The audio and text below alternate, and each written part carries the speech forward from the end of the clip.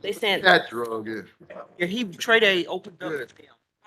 Uh-huh. Some people say. And Appreciate it. you know, and then after Trey Day did his thing, then BBD had their DJ. Here he's backpack for him. And I mean, to me, the DJs took too much time. You know, folk want to hear the act. They don't want to hear all that DJ crap. They only hear that. Plus, This is, you know, in the past, they've where I had had to live around people here. to sit. You know, I carry people back. Well, I think that's a good thing. Only had VIP. No, no. Uh-huh, but that, and only one area for VIP, and you know, they had, I thought I could buy a ticket when I got there, but it was sold out. The VIP seating was sold out. No, you know. Mhm. I didn't think I needed to, because I knew how it was in years past. Well, Deanna, if I had known that it was, the setup was different, then I would have went to Deanna. You know, she lives in my ward. She used to be over the Riverfest. She the one told me she had BBD coming, but she always tell me when, because she know I like R&B. So she always lets me know. No, I haven't either. I hadn't either. I would have thought so too, but I really didn't think about it, you know, because like I set up last.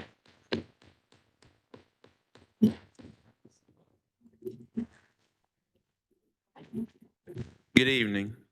I'd like to call to order today's October 19th, 2021 Little Rock City Board of Directors meeting. We would like to welcome those that are in attendance as well as those that are watching at home or streaming online. Madam Clerk, if you would, please call the roll. Director Miller, Here. Director Richardson, Here. Director Webb, Here. Director Peck, Here. Director Wright, Here. Director Wyrick, Director Campuris, Director Phillips, Here. Director Adcock, Vice Mayor Hines, Present. Mayor Scott. Present. And also let me make sure everyone's aware that Director Wyrick is here online. Just want to make sure everyone sees that she's here. Madam, actually, Director Wright, if you would, please give the invocation. Bow your heads, please. Heavenly Father, thank you for this privilege and this opportunity to be present tonight to do the people's business. We thank you for those who are present and those who are streaming online. We lift up to you, as always, our men and women on the front lines doing the work to keep our community safe. And we just lift up the citizens of Little Rock, as well as this board of directors, as we do the people's business. We pray that everything will be decent and in order. In your name we pray. Amen. Amen. May we all please stand for a pledge of allegiance.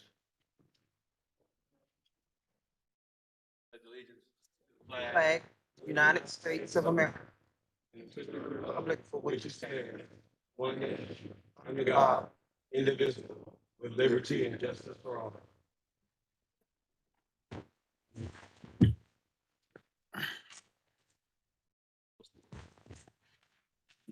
Before we get started, we do know that newly appointed City Director Virgil Miller of Ward 1 recently was sworn in yesterday. And on behalf of the City of Little Rock and members of the Board of Directors, Mr. Miller, we want to make sure you know how much we appreciate you and you being committed to service for the City of Little Rock. Thank you. Any quick words before we carry on to business? Mayor, I just want to thank you for that acknowledgement, and thank the members of this board for voting for me. And I'm ready to go. I think I'm ready to go. I'll put it that way. But you know, at this point, I'm here to look, listen, and learn. And I don't know how much of a honeymoon period I'm going to have, but that's generally the way I operate. Again, thank you very much, Mayor, for those words. Thank you so much. As members of the boards are aware, at our last meeting, we shared in regards to some legal settlement matters that our attorney of record in regards to a particular legal settlement is the Arkansas Municipal League. They are here to present to the board. Ms. Susan. Thank you, Mayor. Members of the board.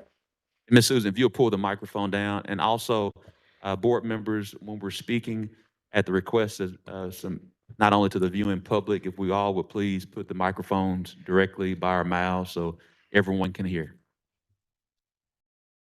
Thank you. My name is Susan Kendall, and I'm an attorney, and I want to thank you for having me here today.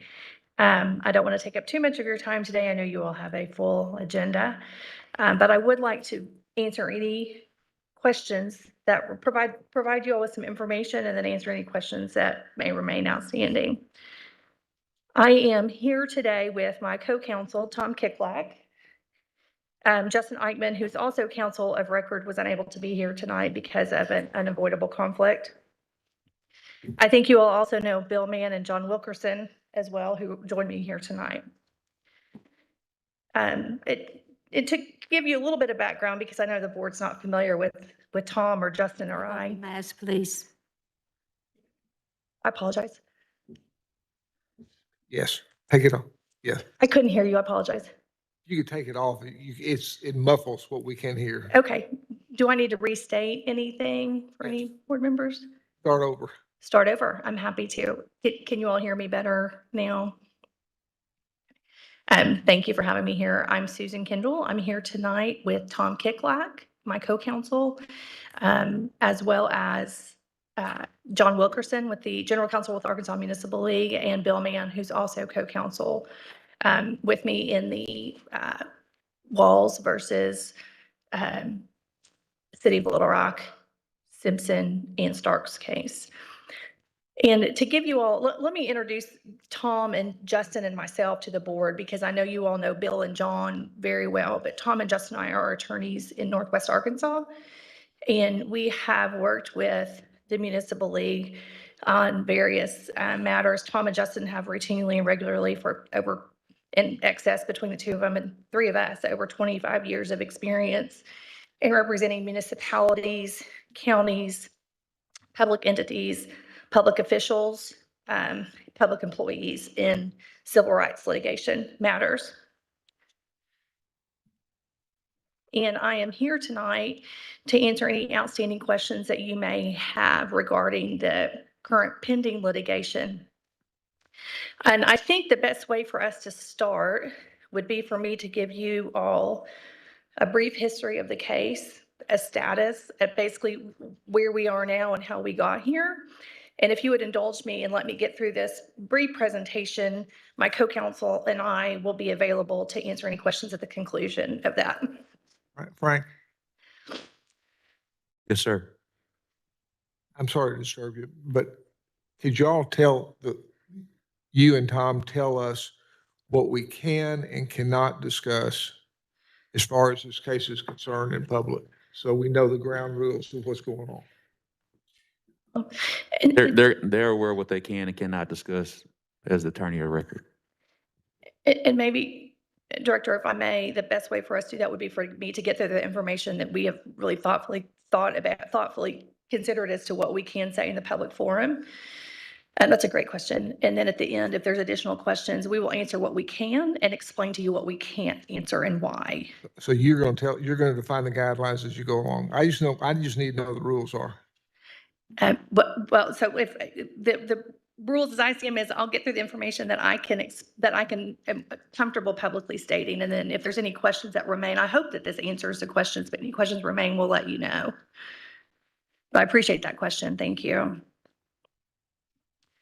As this board is aware, the family of Bradley Blackshire filed suit against the city, Charles Starks and Michael Simpson as a result of a deadly force incident. I understand that. I'm not sure if you all have met Mr. Mavi Shakur, who's here tonight, I believe with members of Mr. Blackshire's family as well. So I want the board to be aware of that.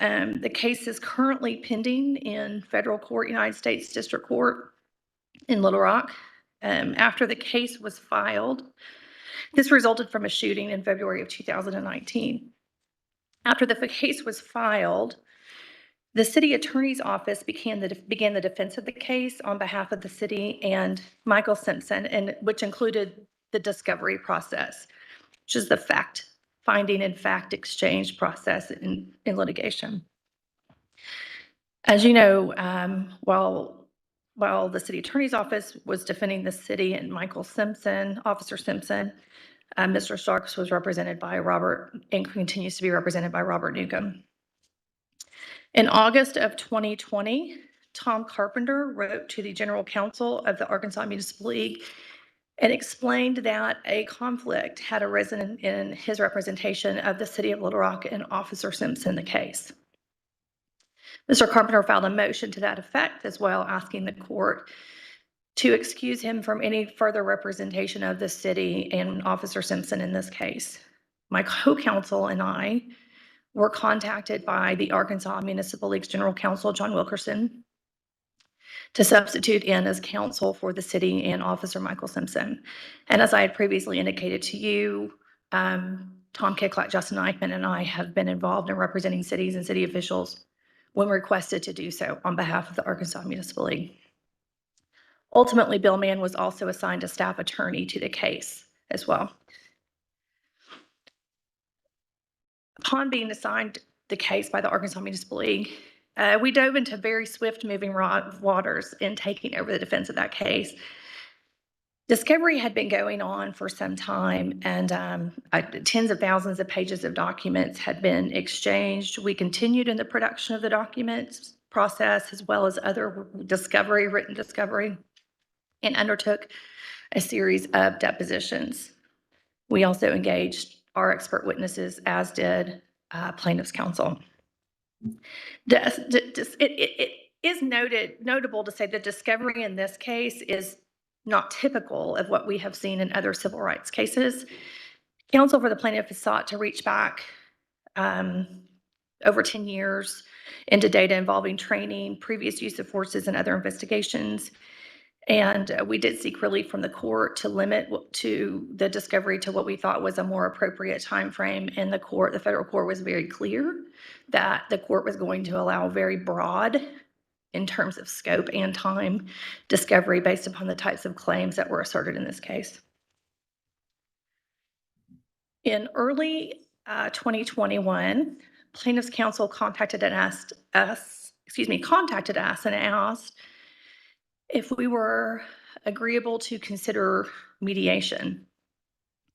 We conferred with Mayor Scott, City Manager Bruce Moore, who agreed that it may be worth pursuing discussions, and so we agreed to a mediation date and a mediator. Mediation was set for March 6th, 2020, before Jim Tilley, the mediator we had engaged.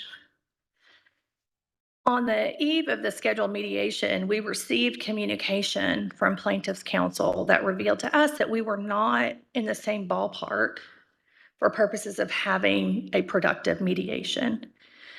Specifically, their expectations appeared to be far higher. Their initial offer was $5 million.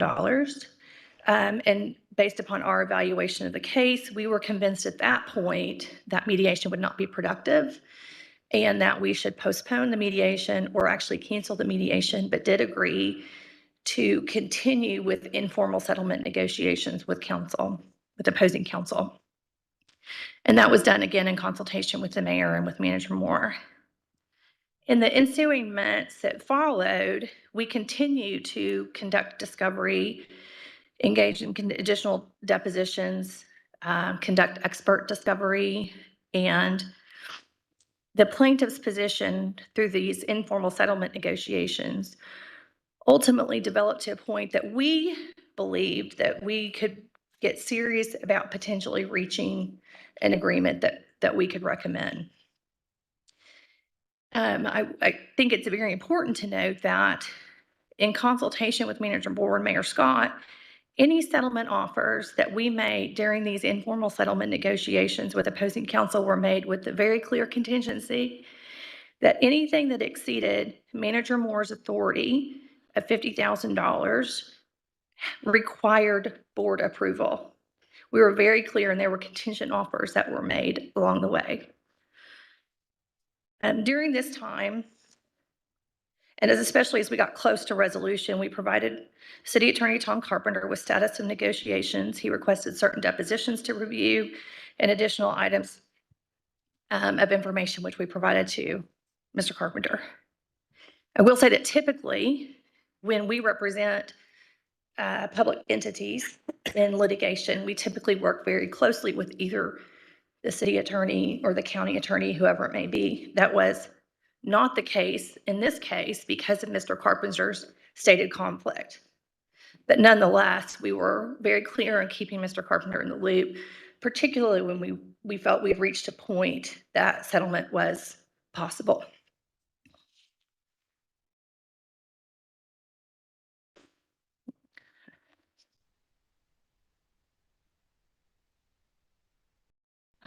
Once we were getting close to a settlement figure that we felt strongly that we could recommend, we had to seek authority from the Arkansas Municipal League's Legal Defense Fund through their general counsel, John Wilkerson.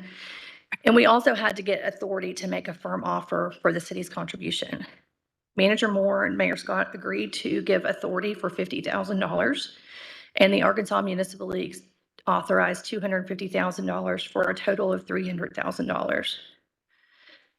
Plaintiffs eventually accepted the $300,000 offer. The city would pay $50,000. That sum was later reduced to $49,500 at the request of Mayor Scott to the Arkansas Municipal League directly. Based upon our understanding of the city's procedures and consistent with its past practices, this was an agreement that City Manager Bruce Moore could enter into. This settlement agreement also included non-monetary items as well.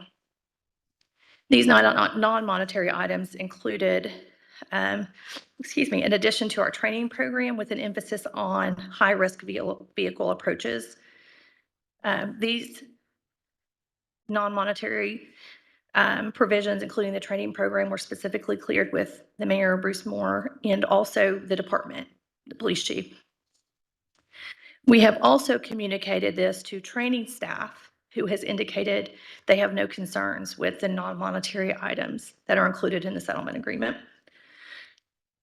And it should be noted too, that all additional training that's included in the settlement agreement is subject to the training staff's discretion, and best practices will always be considered by the department with respect to any additional training. An additional non-monetary item includes a production by LRTV staff and the LRPD in the ordinary course of their job duties, a video in which a member or members of Mr. Blackshire's family may make a statement regarding the effect of the death that Mr. Blackshire has had on his family.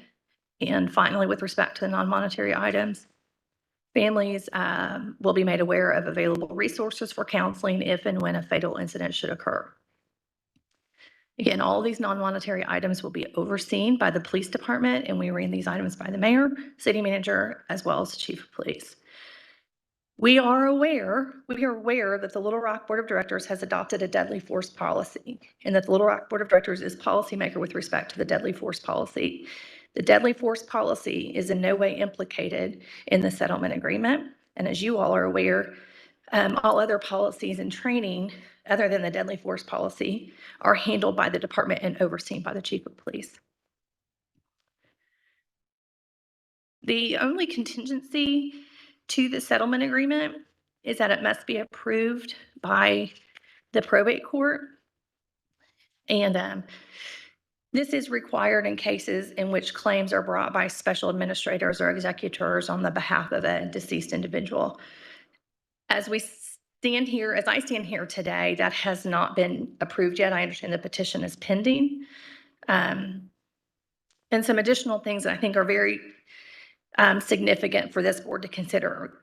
This settlement agreement does not constitute an admission of liability on any issues, including training. And in fact, there is language included in the settlement agreement that specifically denies any type of liability on behalf of the city. Also, this settlement agreement is not admissible into court in the future on it, should there be the same issues that may arise in a different matter. For example, a pattern or practice or some issues with respect to training. The settlement agreement is not admissible in any future litigation. And to further reassure you on this point, This very issue was rejected. Some of you may remember the Perkins v. City of Little Rock case. In that case, the plaintiff's attorney in that case sought to introduce into evidence prior settlement agreement of a different case from a different case, and the court specifically rejected that, said settlement agreements are not admissible to prove any type of, there were no findings of fact in the settlement agreement, and liability was denied, and the settlement agreement was not admitted into court. As this board, I'm sure, is aware, decisions to settle cases are often complex, and they contain several moving parts, include several considerations in lots of circumstances. My colleagues and I, my co-counsel and I, we feel very strongly that we have taken all of those matters into consideration and that we reached this agreement in what we believe to be very advantageous for the city to dispose of this litigation and reach final resolution. In closing, I would say that I'd be remiss if I did not say that it has been a privilege to represent, to continue to represent and work for the city of Little Rock. We have been able to work with some very dedicated members of the LRPD and other employees in the city, and we appreciate that opportunity. I hope I have answered any questions that may remain. If not, my co-counsel and I are prepared to answer any questions the board may have. Susan, thank you so much. Thank you, Mayor. We do appreciate you and the entire team, your entire team, as well as with the Arkansas Municipal League, and how you have represented the city very well. Thank you so much. Thank you. Director Wyrick. Thank you, Mayor. I apologize for getting on late. I was on, but I was muted myself, so I couldn't hear what you were saying. I just have a few questions. I received a phone call from Tom Carpenter late one night, and he said that there was going to be a settlement agreement, but he didn't know anything about the terms, no additional information on that. And so my questions would be, if Tom was kept in the loop on all of this stuff, and one of his concerns was settlement, no liability to the city for future cases, and cannot be used in other court litigation. Why was Tom didn't have the information when he got a report from the judge that said congratulations on the settlement? I don't know who's the best person to answer that, but out of the report from Susan, it appears that there was information that was flowing. And I assure you, if Tom had known some of these things, he would not have been as concerned. And the other question that I have is, you talk about non-monetary items that were part of the settlement. And even though it's not part of a cash settlement or dollar settlement, training, videos, production, all of those things cost the city of Little Rock something. And I am wanting to know what the value is of that, and why is it considered non-monetary? And if Bruce's limit is 50,000, is there who approves the training and the program and the cost for that? I'm happy to begin to answer those questions for you, if I may, but I would also call upon my colleagues in the event and ask them to interrupt me if I'm answering anything incorrectly. So with respect to, perhaps I should start with the non-monetary items. With respect to the training, we're already providing training. That's already included in, we're not talking about any additional training above and beyond from a overtime or cost perspective. We're already providing that training. We're just tweaking our training program So there's actually no additional cost to the city besides what the city is already incurring with respect to the training. And with respect to the video, So when you I'm sorry. say, when you say we, are you talking? I'm sorry, I want to. Director Wyrick, you're breaking up. Are you talking me? Are you talking about city? I don't know what to do. Am I better? Can you hear me? No? Yes? I can't. I'm sorry. Start back over, Director Wyrick. Okay. When when you were talking about this training, are you talking about LRPD training? Or are you talking about municipal training? We're talking about training that the training division of LRPD already Okay. provides. And so Okay. we're going to review that and provide an emphasis on training with respect to dangerous approaches or difficult approaches to cars, but there's no additional training that it will be incorporated into the training program we're already providing. Okay. But there, I think you said there would be production by LRTV to include the Blackshire family in that training. How is that cost absorbed? We believe that will be that will be produced by LRTV on equipment that's already owned by the city of Little Rock in conjunction with the LRPD. It will be a brief video, and we believe any cost associated with that would be de minimis and could be well within the. If you recall, there's 49,500 is what the city is contributing to the settlement, and that if there whatever cost may be associated with the production of that, it would be de minimis and should certainly be able to be absorbed within that $500. But again, it will be using manpower of city employees who are already employed by the city who are producing that in conjunction with, or in their ordinary course of their job duties. Okay. Okay. Well, I'm glad I asked that question because, and you did clarify that it already is in the training program at LRPD, that you're going to tweak it and that possibly the city manager would be able to approve that because we're going to 49.5. Okay.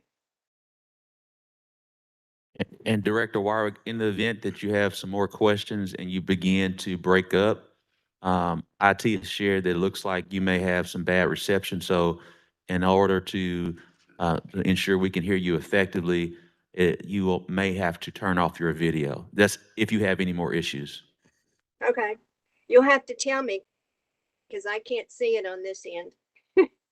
Just tell me that I'm breaking up. I'm in the middle of Texas somewhere. So I don't know about the Wi-Fi connections here, but at least I'm up and able to talk. So the only thing I have left is communications with Tom and when that might have happened and why he was so taken back when the judge said that there was a settlement. And congratulations. I am going to just ask my colleagues to come join me on that. But I will say that, as I stated previously, that we have kept Mr. Carpenter in the loop, and I can get into some specifics with that. But this is unlike typical litigation because of Mr. Carpenter's stated conflict with this case. We were providing information, but because of that conflict, he was not involved in the decision-making process, but we were providing him information along the way and information that he requested. And there was a specifically, and I'm going to ask Mr. Mann to join me if I may, who's was also involved in those conversations and communications with Mr. Carpenter, which included a WebEx meeting in June of this year, followed by continued email communication and telephone calls. Bill, if I may. Mayor, members of the board, pleasure to be here before you tonight. It's been a long time. Good to see you all. As Susan suggested, this was an unusual case in that Tom, in his legal judgment, determined he had a conflict and that the office had a conflict and had to withdraw. And that is when the Municipal League hired Susan, Tom, and Justin to represent the city. And then later on, John asked me to step in also. With respect to conversations with Tom, we had a couple, maybe 3 WebEx conversations during the course of the proceedings. And these all occurred after the initial settlement discussions began. Susan alluded to the initial demand of $5 million just before the mediation was to take place. Tom and I recall, we had a conversation with him about that. And we all agreed that the initial demand of $5 million was such that it would not be productive to be engaging in settlement negotiations. So as things went along, it got to a point where I believe one offer by the plaintiff was 467.5. At that point, we had another Zoom or WebEx conversation with Tom, in which Tom requested to receive copies of certain depositions. And I can't remember all the depositions, but they were provided to him and for his review and to assist him in whatever he needed them for. As we got farther along into it, and as Susan also said, we also explained to the plaintiff's lawyers that at all times, any offer we made that would cause the city to pay more than $50,000 was contingent, because any offer above that amount, any settlement above that amount would require city board approval in a public meeting like we're having here today. And so they understood that. And we continued on. As Susan said, John Wilkerson said that the municipal league will contribute $250,000 towards any settlement. If the city of Little Rock wanted to do more, that was completely within your discretion, but that's what the municipal league would do. And Tom was aware of that. So we get to a point where we finally told the plaintiff's lawyers that, look, the $300,000 is it. That's a take it or leave it offer. If you do not want to accept that, we need to move on and continue the litigation. We had another WebEx with Tom, and I think it was just Tom and us lawyers.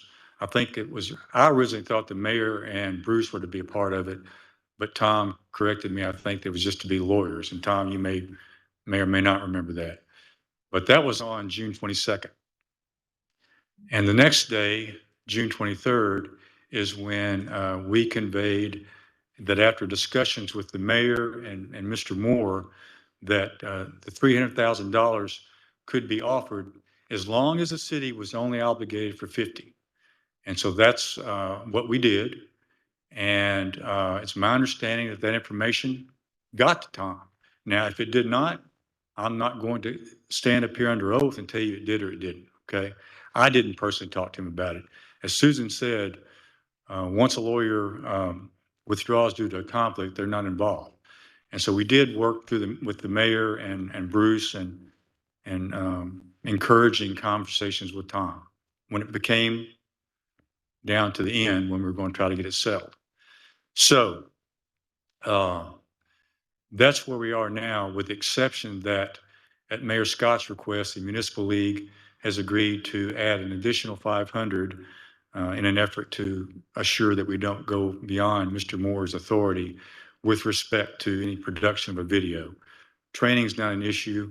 I myself communicated with the training division this week to inquire about whether the additional training with respect to high risk vehicle stops and encounters would be an issue, and was assured that was not an issue. In fact, that was something they wanted to do. I was told that, obviously more training is always good. It's very beneficial. And I do wanted to add one more thing, because I know this was a concern that I read in the press, that somehow this settlement was an admission that the City of Little Rock Police Department's training was inadequate. Nothing's further from the truth. Little Rock Police Department training is the gold standard in this state, and we all believe that, and I personally witnessed it. Entering into a settlement does not change that, and entering into a settlement in which additional training is offered cannot be used as some evidence of a pattern in practice in a future case. Susan mentioned the case, and I wanted to add a little bit more about it.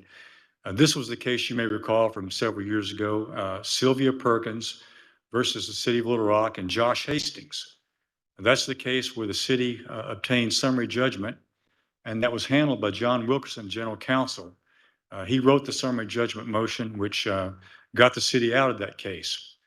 In that case, the attorney for Ms. Perkins, Mike Lowe, whom you all I'm sure have heard of, attempted to use a settlement in a prior case as some evidence of pattern and practice. And specifically, he attempted to use the settlement in the Troy Ellison versus Lesher case. As you recall, that was settled many, many years ago, and I think the actual case began in 2011 or 2012. Judge Brian Miller noted that that lawsuit was settled, and therefore there were no factual findings ever made. Consequently, it would be mere speculation to try to accept what they said was the version of the facts in that case when the court made no findings. So Brian Miller specifically said that it could not be used. That's also been held to be true by federal judge Christine Baker, I apologize, in a case out of Monticello, same kind of a thing, in which the plaintiff's lawyer attempted to use a prior settlement as evidence of a pattern and practice by this particular city. The judge would not permit it. So with that, that's my contribution to the. And I would like to add two additional points to what Bill has added, and I appreciate that, Bill. One is, this is not a typical case in which the league handles the representation of the defense of the city under the Legal Defense Fund. This was very different because in this case, outside counsel was brought in because of a conflict, the stated conflict by the city attorney. The city attorney was kept apprised, but was not involved in the actual discovery or the defense of the case. And that's to that second point, when we contemplated settlement negotiations or made settlement offers that were contingent upon board approval, we fully anticipated, counsel and I fully anticipated, we would be the ones presenting those to the board because of Mr. Carpenter's conflict. So I hope that answers your question with respect to our role in this, which is unusual and different than the typical defense of, with respect to the municipal league and City of Little Rock cases. Bill, tell me if I've misstated anything. Director Capiris. Okay. Thank you very much.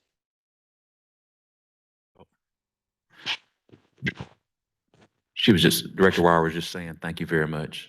Director Capiris.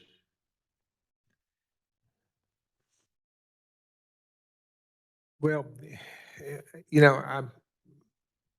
this is a little tough because basically your whole premise of what you've done is that Tom wasn't involved on it. Is that correct? Well, as Susan said, Director Capiris, once Tom and his office stepped away from it and the other lawyers stepped into it, we stepped into his shoes basically. So any communication should have come. Well, then let me put it a different way. Tell me in broad terms, who do you represent? We represent the City of Little Rock and former police officer Michael Simpson.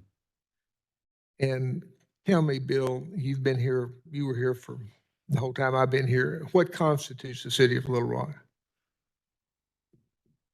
And the cases I've handled, the particular department at issue, whether it be the police department or another. Well, no, I mean, if you say you represent us, do you represent Joan and me and Happy? Who do you represent when you do things? I believe we represent all the board and the departments of the city and the employees. Well, and I agree with that.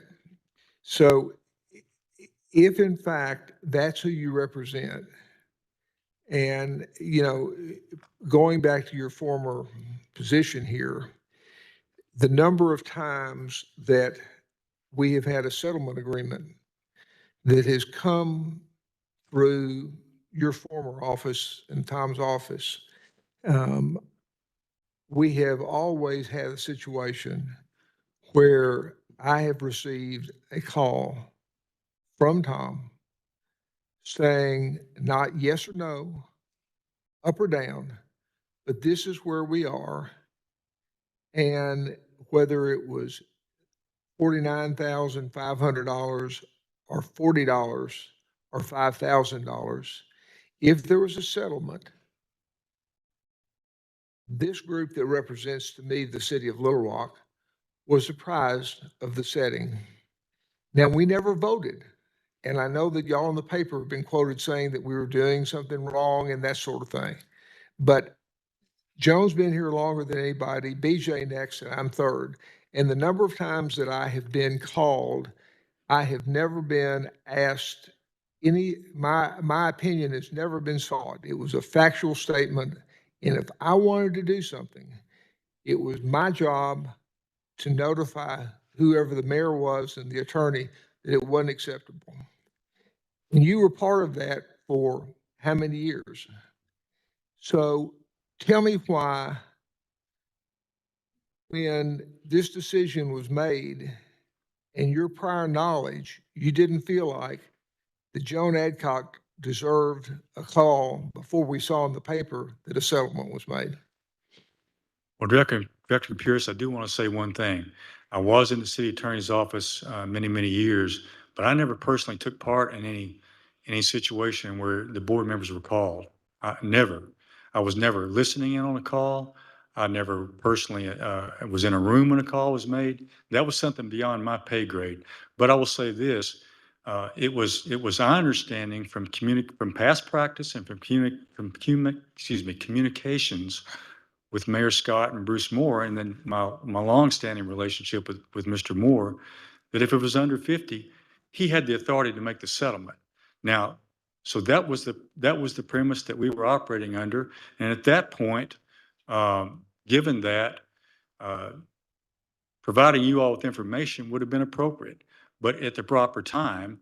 And unfortunately, it became a public issue when the judge chose to put something on the docket. We notified the judge we had a tentative agreement because there is a local rule in federal court that if you come to a settlement, you notify the court so that they can manage their dockets. They have backed up dockets now especially due to COVID. So we were complying with a local rule and notifying him. We specifically said, please, Your Honor, do not put anything on the public record because this is not final yet. It's tentative. We have to go through the process of probate court approval. And so we were not expecting that. We were expecting an opportunity for, obviously, Mr. Moore, Mayor Scott, to provide us with the opportunity to inform everyone what was happening and that a settlement had been reached. But you mentioned that it would be up to you to object to that and say you disagreed with it. Our understanding was that if it was below 50, that Mr. Moore could make that decision without any kind of a board action or board objection. Now, that's my remembrance of the policy and the process when I was at the city attorney's office.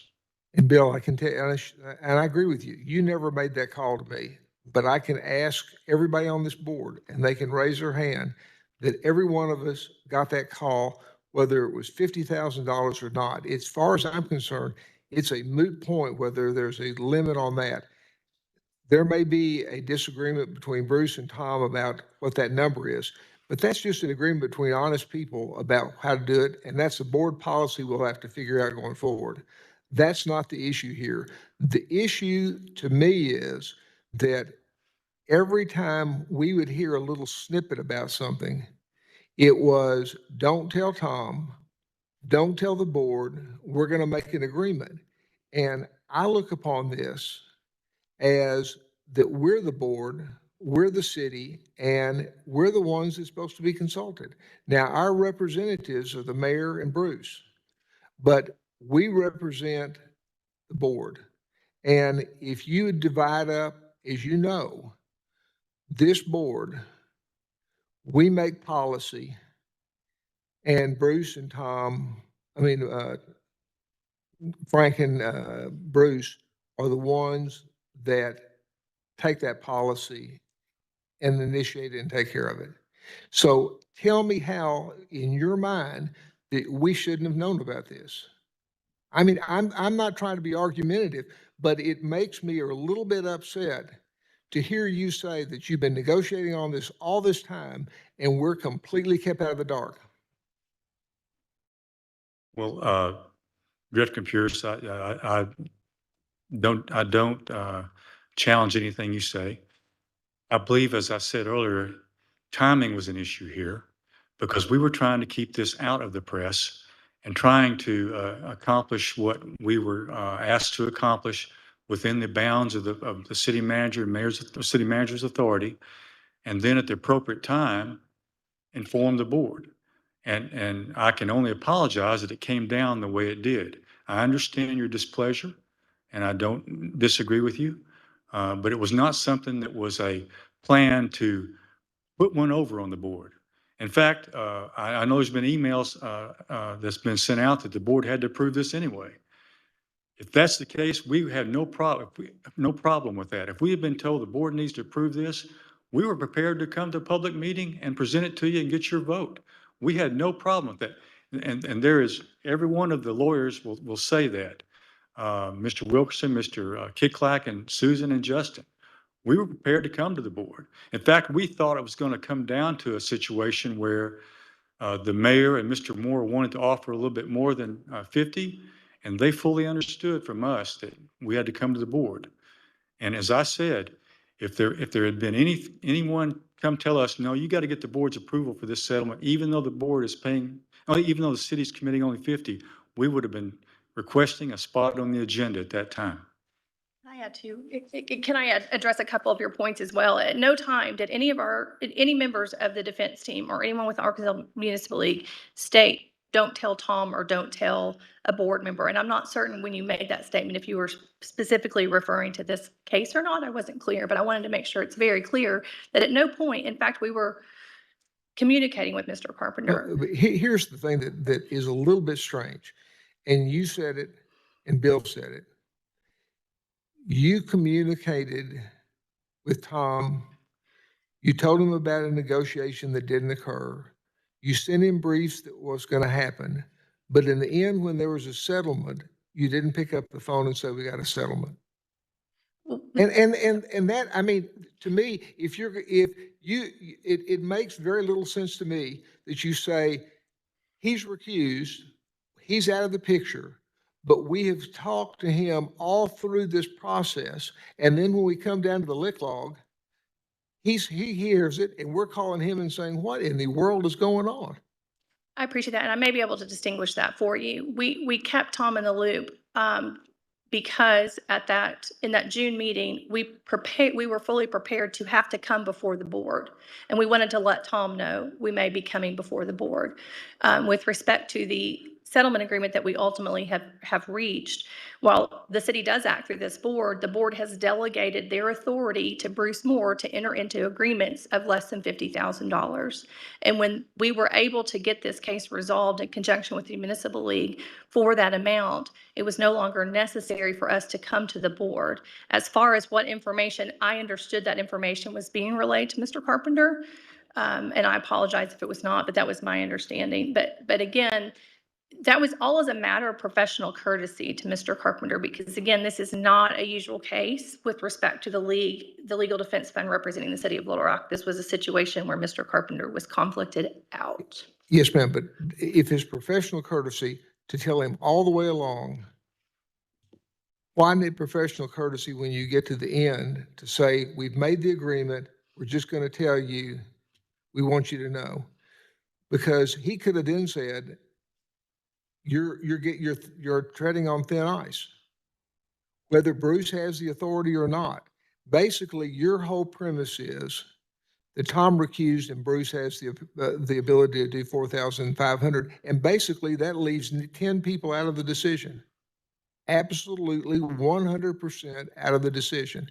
And as you said, this is a very unusual case that is, I think, critical to the way we look at things. And I'm not arguing with what you've done or the end result, but I do think I find great fault in your procedure and how you did things. And as some members of the board are fond of saying, I feel a little disrespected that we weren't consulted, Tom wasn't consulted, and I read it in the paper, or I get a thing on my phone saying that thing's been settled. And that's, I mean, we're talking about procedure here. And again, this is not about Bruce and what his thoughts were or what Tom's thought about the $50,000.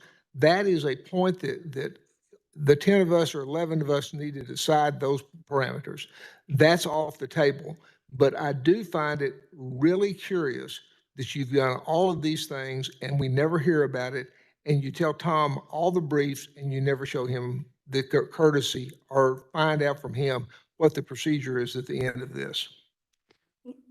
We understood that it was our understanding that we knew what the procedure was. We were not aware of these telephone calls. We understood that we knew what the procedure was, and we were prepared to come to the board. And I do apologize if any board member feels slighted. That was obviously not our intent. Our intent was to reach a resolution in accordance with the board's policies. And while this board, again, I would just remind, has delegated to city manager the authority to enter into that, which is why, or enter into this agreement, which is why the issue wasn't brought formally before the board.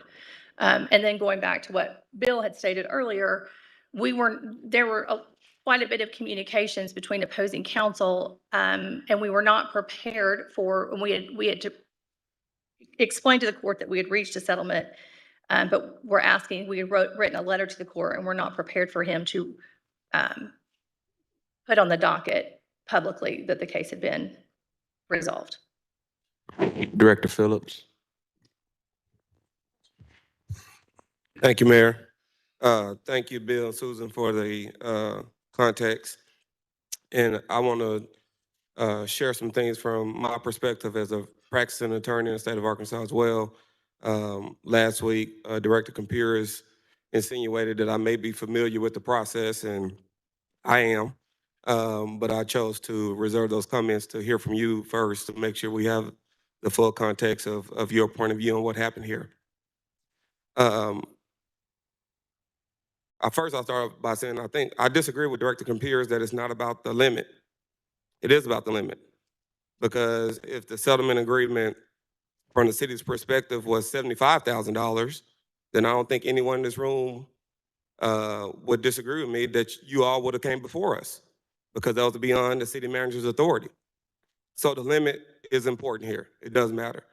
From a legal perspective, I deal with this literally every day I go into my office, was in the Bank of America building or at my home.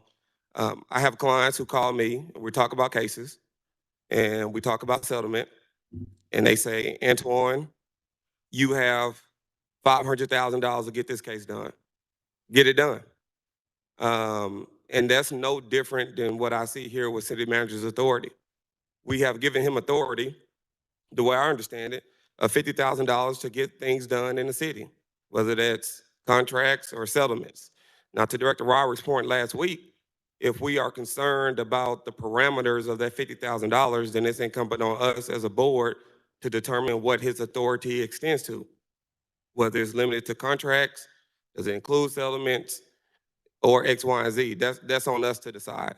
But from a legal standpoint, when Director Computer says that we were out the loop, I don't think we're out the loop. That's like my client telling me they're out the loop after they give me authority to settle a case. No, you gave me the authority, and I'm doing what I have the authority to do.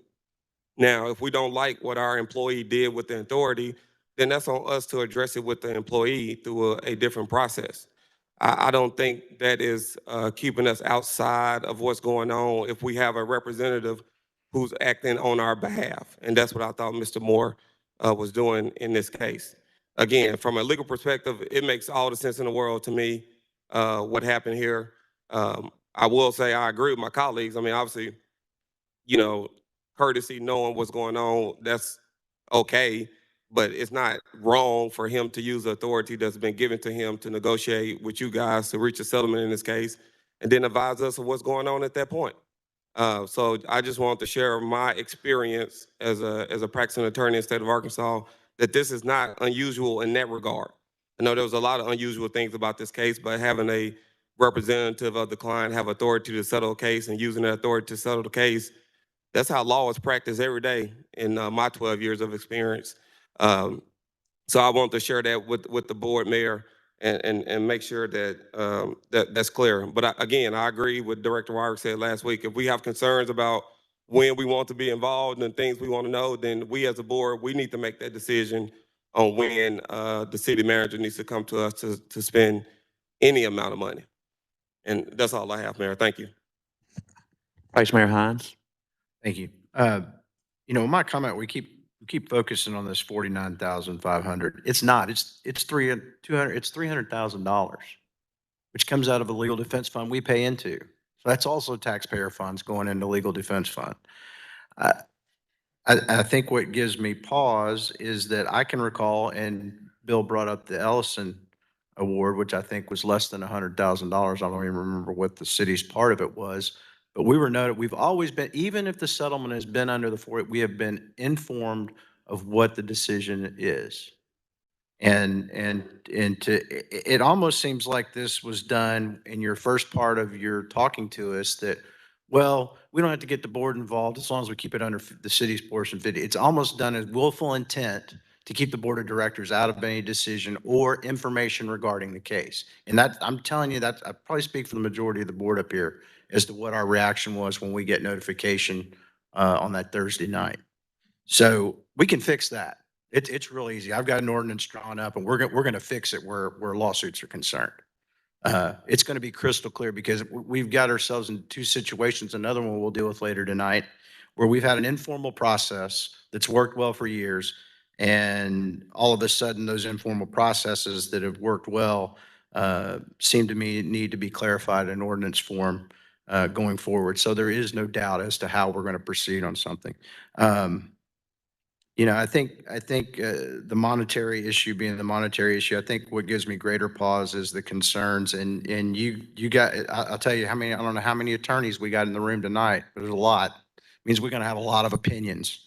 And so it comes down to whose opinion do you trust? And I'm sitting next to a gentleman that's been on a city attorney since I've been on the board, and Bill Mann, who I've known since I was on the board and worked for the city for almost 30 years, that there's some opinions I trust more than others. And, you know, the cascading effect for me is that you say we're going to change our training. We're approaching a stolen vehicle or how did you, I don't know, a high risk approach.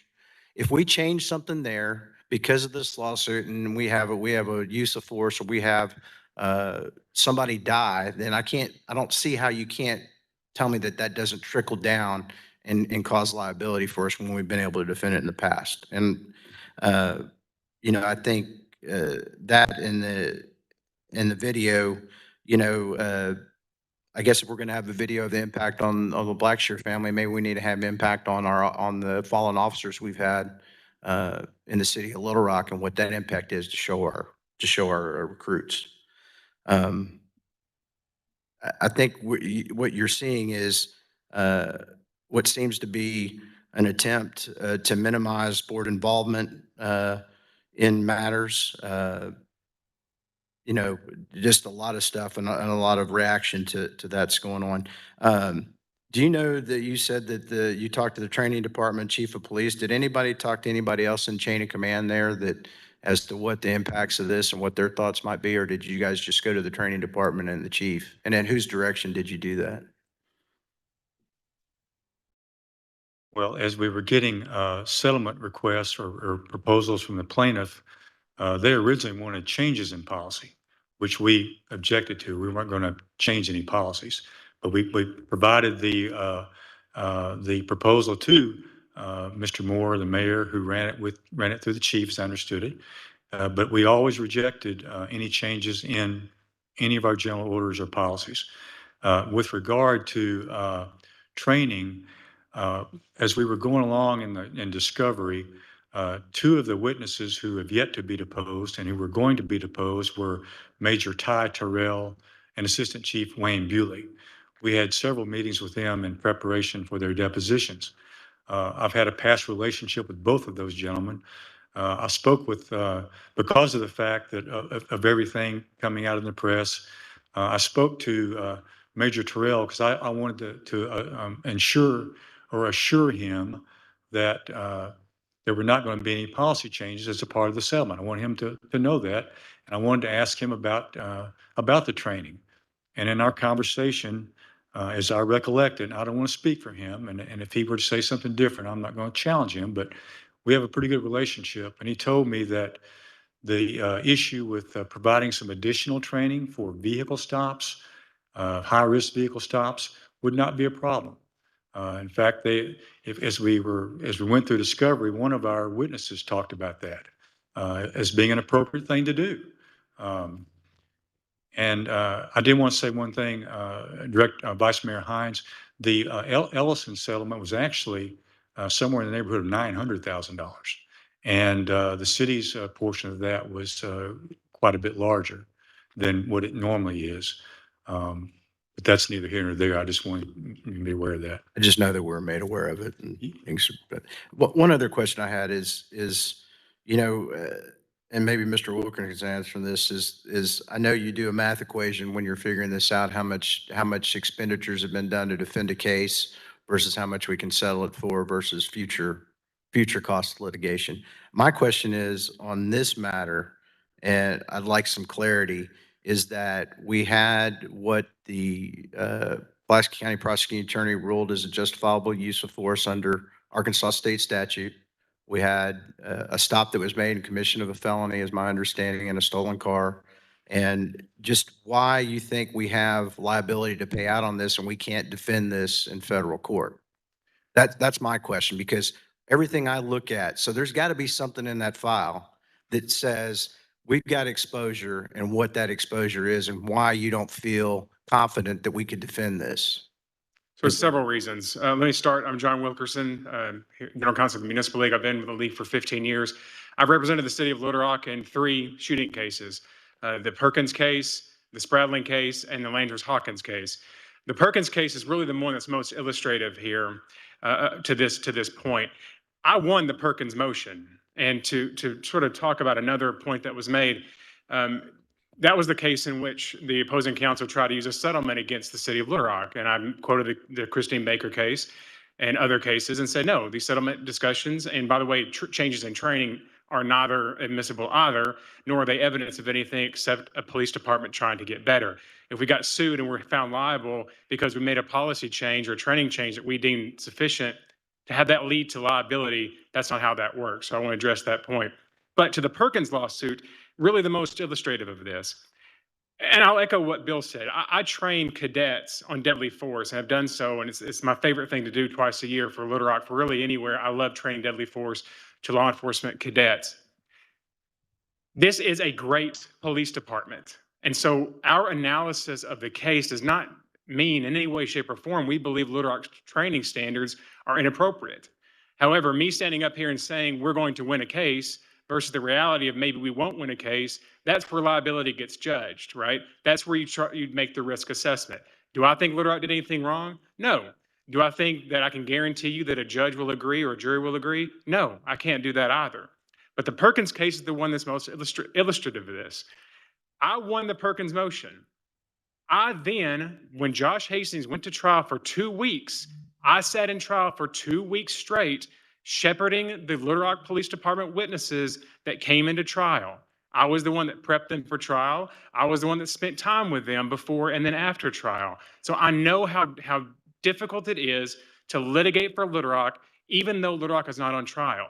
Because after the trial was over, when Josh Hastings lost, I still had to go to the 8th Circuit and win again for y'all, right? So I knew how much this takes to litigate this case. Just because the city of Little Rock won't be in the Starks lawsuit or the Starks trial does not mean that these 4 attorneys, one of which is not with us, will not be there. They will be there every step of the way. And because this is a conflict, because Mr. Carpenter had a conflict that he stated to us, and because of the breadth of this case, and I knew this case was going to be big. Mr. Shakur is a fine attorney. The attorneys that he works with, Lovey and Lovey, are well known in this area. I knew how difficult this was going to be. So we had to shell out and are continuing to shell out funds to pay for the outside counsel for the city of Little Rock. So to your point, even if we do win the motion, we still have to go to trial, and the city of Little Rock will still be on trial, even though it's not the city of Little Rock that's actually sitting there, because it will be a former Little Rock officer that's involved in the use of deadly force against a Little Rock citizen. I know it. I lived it.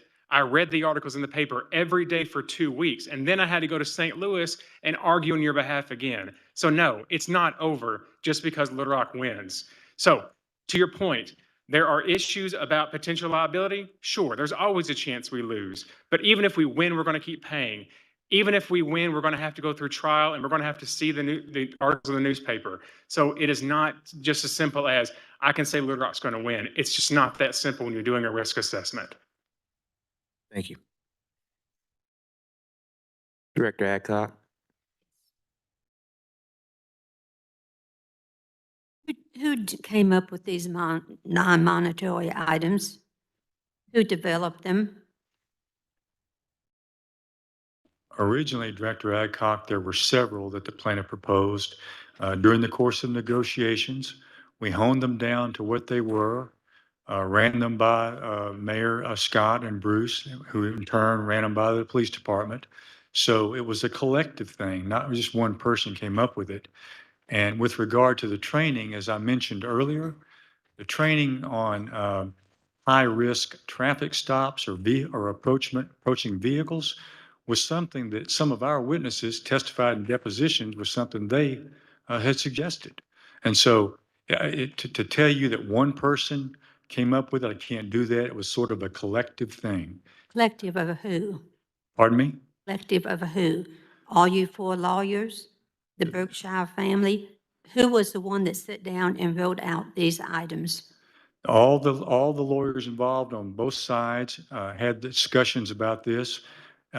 We looked at what was suggested by our witness during a deposition, and we all came to the thought that this was something that would not be a change in policy, would not be amending a general order in any way, would simply be adding to a program that is already one of the best, but adding something else. As Major Terrell said to me, more training is always a good thing. You don't go wrong by doing more training. That's good for the department, good for the city. And I can tell you that it's been mentioned that I worked for the city attorney's office for many years, and that's true. I enjoyed my time there immensely. Enjoyed working for Mr. Carpenter. And I want you to know that we would never recommend anything to you that we thought was harmful to the police department in any way. Like John, I go out to the training division twice a year and talk about a couple of subjects, and it's a very fun thing for me to do too. I love the Little Rock Police Department. I've represented many officers and the department over the years and given them the best of my ability. I hope if you ask any of the officers I represented, they would tell you that they were pleased. But I know I've diverted somewhat, but to answer your question, it was not just one person, it was the folks I've told you about.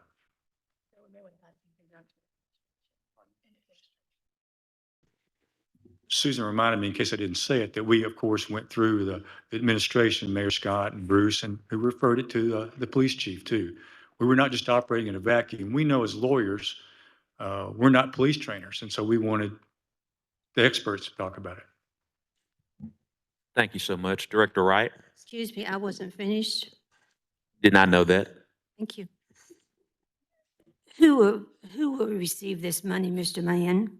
The family of the Berkshires, or who exactly are we settling with? Director Adcock, I looked briefly at the petition to approve the settlement, which was filed Monday in probate court. That contained a list of how the funds would be distributed. I believe, if I remember right, I don't have it in front of me, so don't hold this against me if I get it wrong. Seems like about $163,000 was going to be distributed to the children of Mr. Blackshire. I believe that the administrator of the estate, Ms. Walls, would receive some funds for her work that she's done. There would be some distributed for attorney's fees. for the counsel who had represented the Blackshire family in the case. But that document, the petition for, to approve the settlement is on the public record. It is on the Court Connect website, which, if that's something you all be interested in, I can get it and provide it to you. Who approves that? You- Probate judge. The judge I does? believe this is Judge Casey Tucker.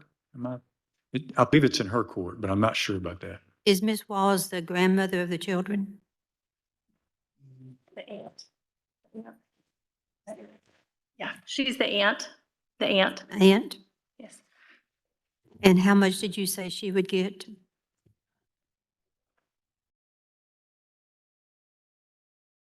$15,000, which is typical in probate cases where you see an executor of an estate is awarded funds for their work as in that role. Okay, so the children out of all this will only receive $163,000.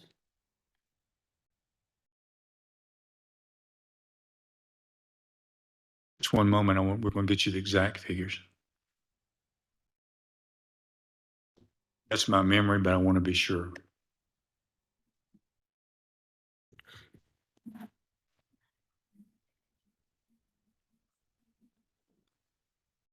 The attorney's fees would be based upon whatever contingency arrangement the family had with the lawyers. And I, of course, am not privy to that and wouldn't have any idea what that is. And that is the attorneys on the other side. Yes, ma'am, that would be Mr. Shakur, David Owens, and the firm of Lovey and Lovey out of Chicago. They had at least 4 lawyers, I believe, on the case. Yes, ma'am. Okay. Thank you.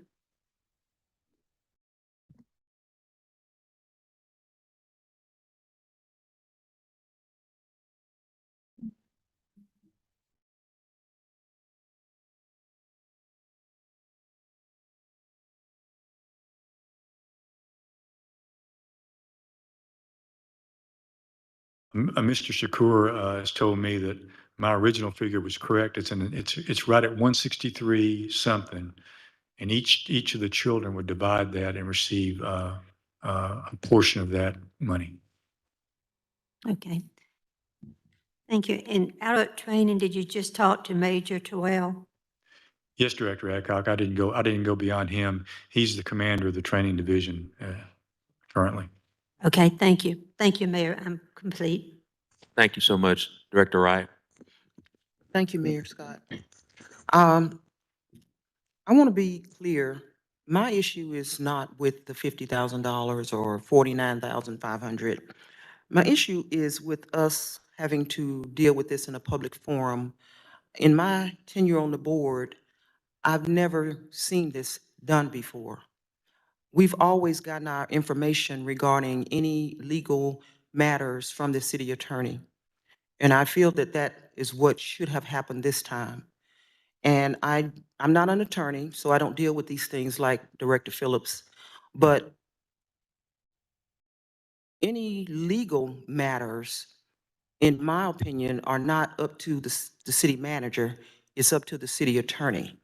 And that is the clarity that I think we need. So Director Hines, Vice Mayor Hines indicated that he has some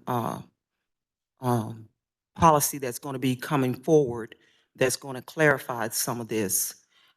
But that is my concern, that the information did not come from the city attorney who reports to the board of directors.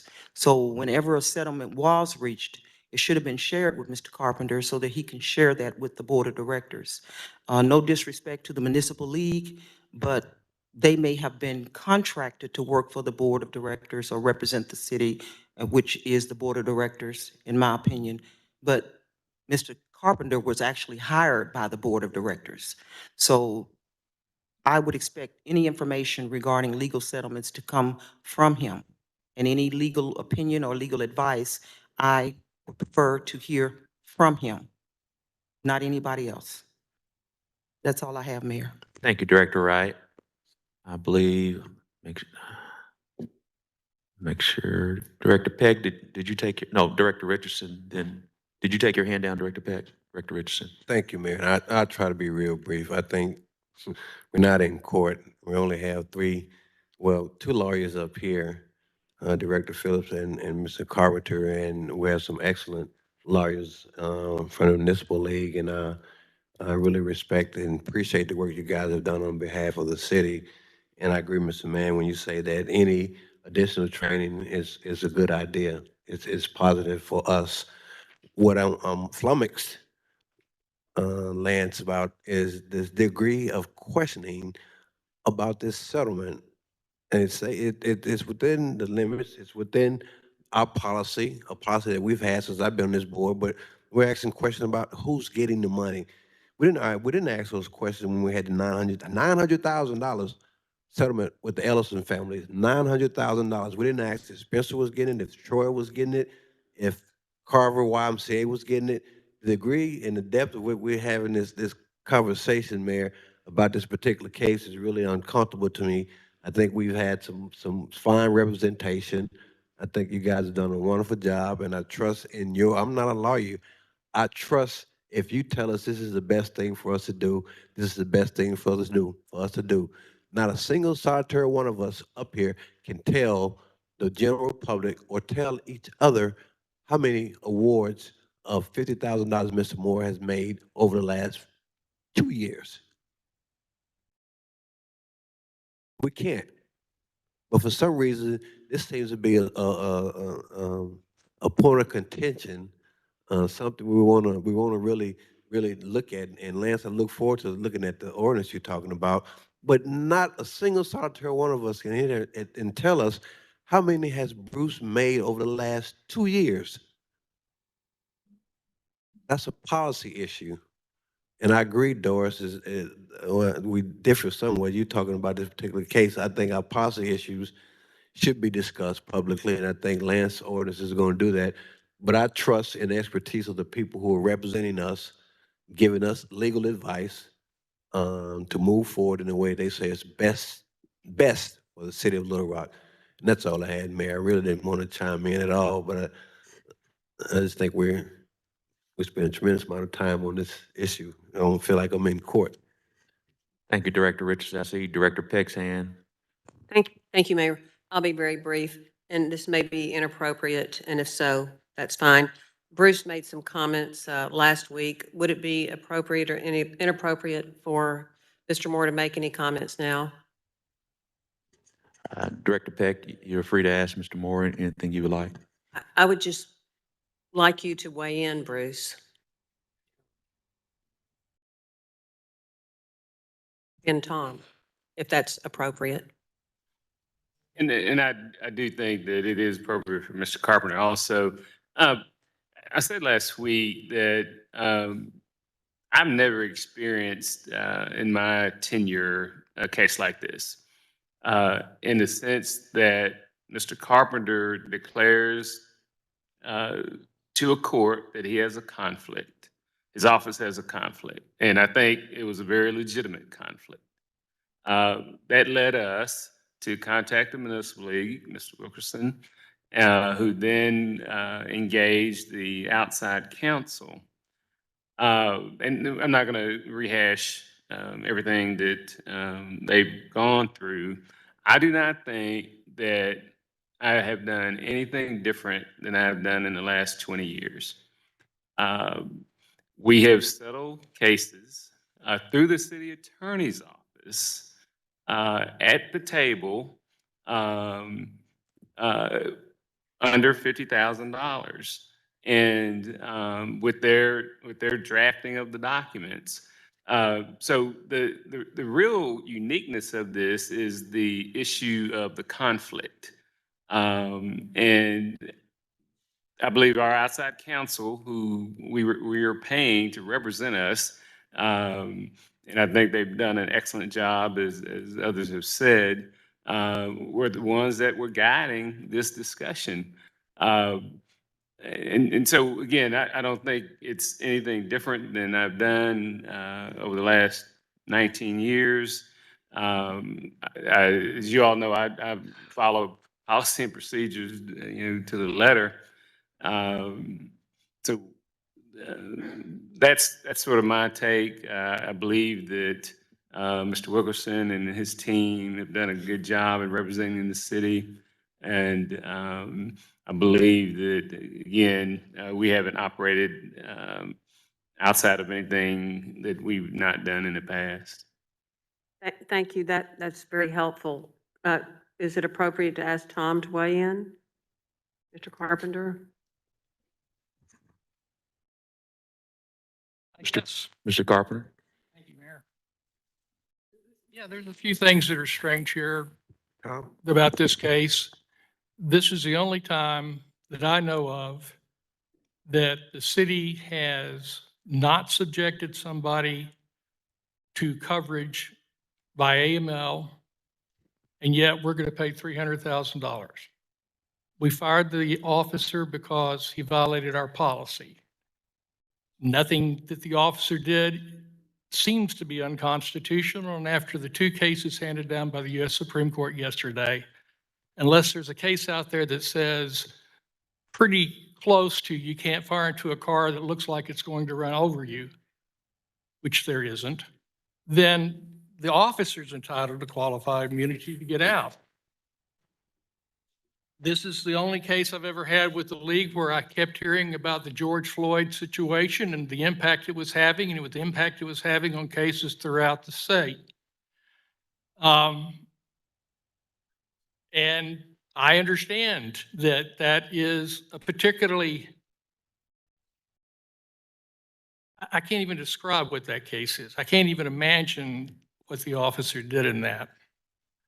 But it didn't have anything to do with the city's policies or how the city exercises those policies. Bill's right. I mean, for years, we have gotten summary judgment to the point that I think there's one opinion that talks about how our training exceeds anything else that they find. But to say that the language in the settlement on non-monetary doesn't affect our policy is just wrong. I'm reading from paragraph, I think it's 5D. The LRPD will provide additional training on the subjects of the use of force and de-escalation tactics to hopefully avoid the use of force where possible. I will stop there.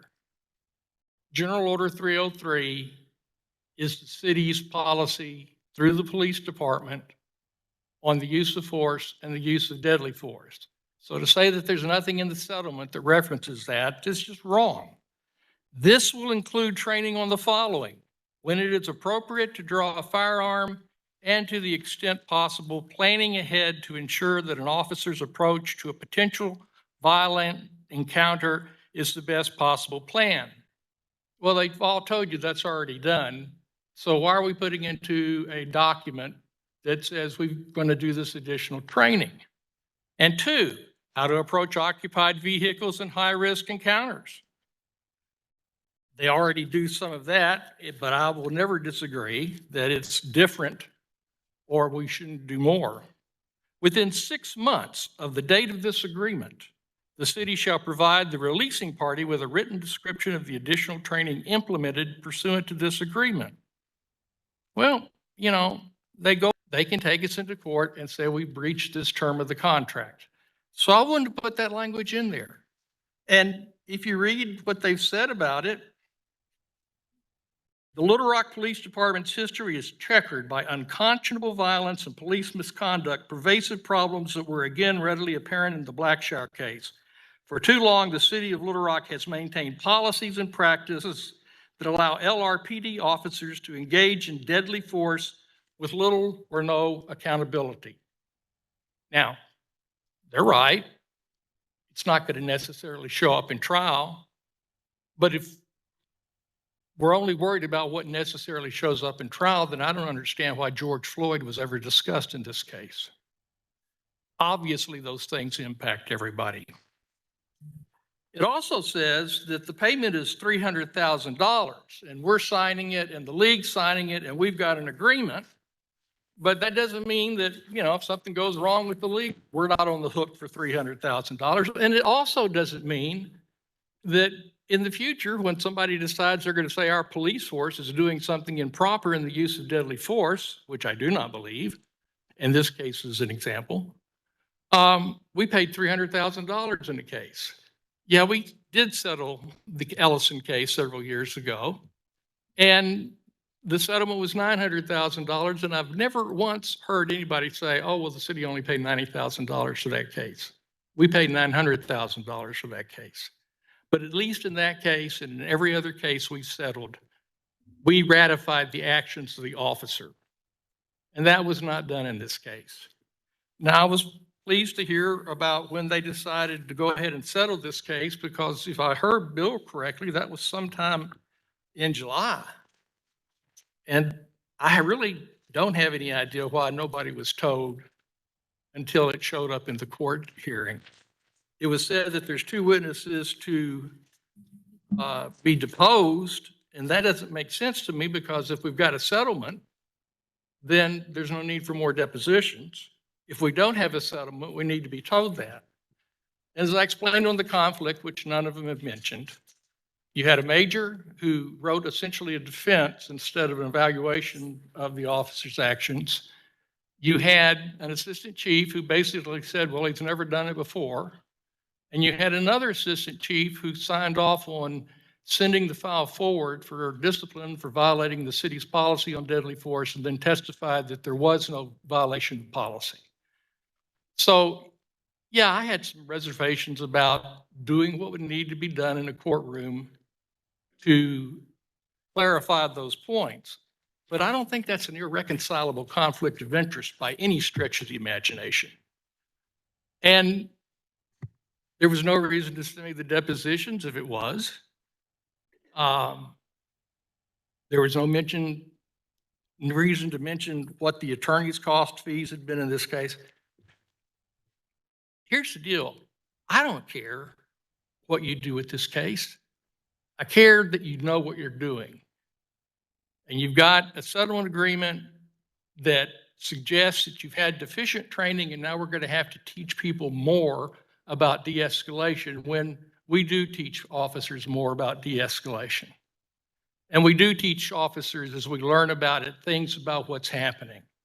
And our staff is right. We can always use more training. Our department takes each officer after their probationary period and such, and puts them through a week of in-service training that covers everything from how to shoot a gun to how to put in a hypodermic needle to help somebody with a drug offense. We, I think, really are a golden standard on training.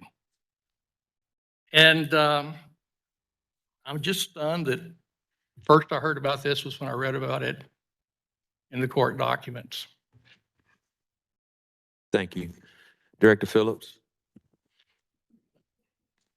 And make sure I take my hand down so it doesn't stay up. Thank you, Mayor. And I think my colleague, Director Hines, said earlier that there's a bunch of lawyers in the room, and you get a bunch of lawyers and get a bunch of opinions. And I think our city attorney has expressed his opinion as it relates to whether he approves or disapproves of the settlement. But I would like for someone, I don't know if it's Susan, Bill, or John, to give us kind of the rebuttal, if you will, to what Mr. Carpenter just said, so we can understand your point of view on his point of view. They wouldn't do. Mayor, I have a comment. We have, Director Phillips has asked the Arkansas Municipal League. Mayor, I'm Tom Kick. I'll be really brief, if I may, and if it's not enough, please just say so. Excuse me. State your name for us again, sir. I'm sorry. My name is Tom Kicklack. And as I was listening, I was thinking that this case has produced diverse, strongly held opinions on several, the things that Tom has just now mentioned and several others. And I think that's healthy, and I think it's productive. And I think Susan mentioned that when we decide settle, litigate, we take a lot of those things into account. And I want to assure each of you that all of those things were taken into account as we went through the journey of making this decision as a team and consulted with the people that we did. So if that is sufficient, that would be our response. I wouldn't want to argue because, again, I think this case has produced so many strong and diverse opinions and positions. And all that was taken into account. And I guess we'd ask that you trust that we use our best judgment. We believe that we have a very advantageous resolution, and we strongly recommend it. Thank you so much. That's all I had, Mayor. I just wanted to hear their response to give some context. Thank you. Vice Mayor Hines? I just have two more questions. So did any of you discuss the video with anybody in the police department?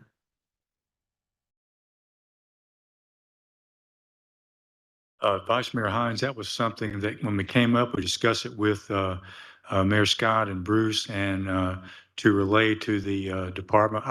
None of us spoke directly to Chief Humphrey. There are a few issues there.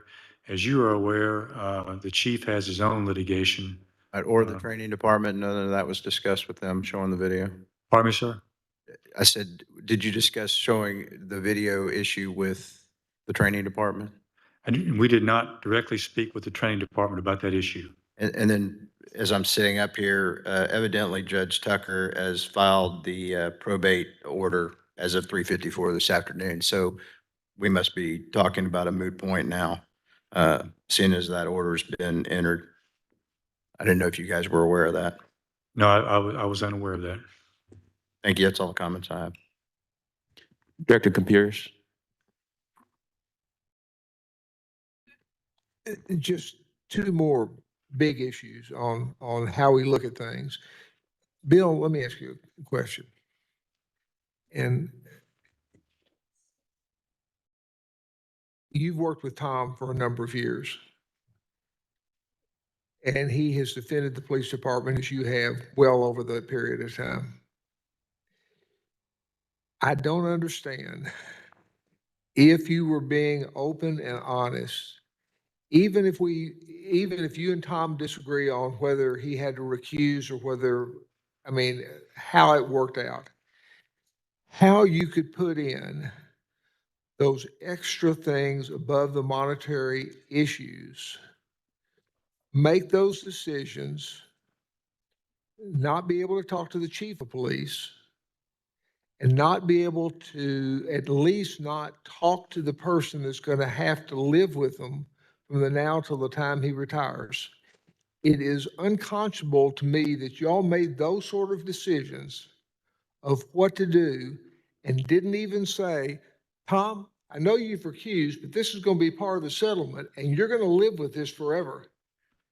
What do you think about it? How should we modify it? How should we do things differently? And that to me is a real oversight in what y'all have done, because y'all make the decision, y'all will go on to the next case. Tom's going to have this in his bag forever on how to defend it. So tell me your thoughts on that. Well, Director Imperius, I would first say that the department does not have to live with this forever.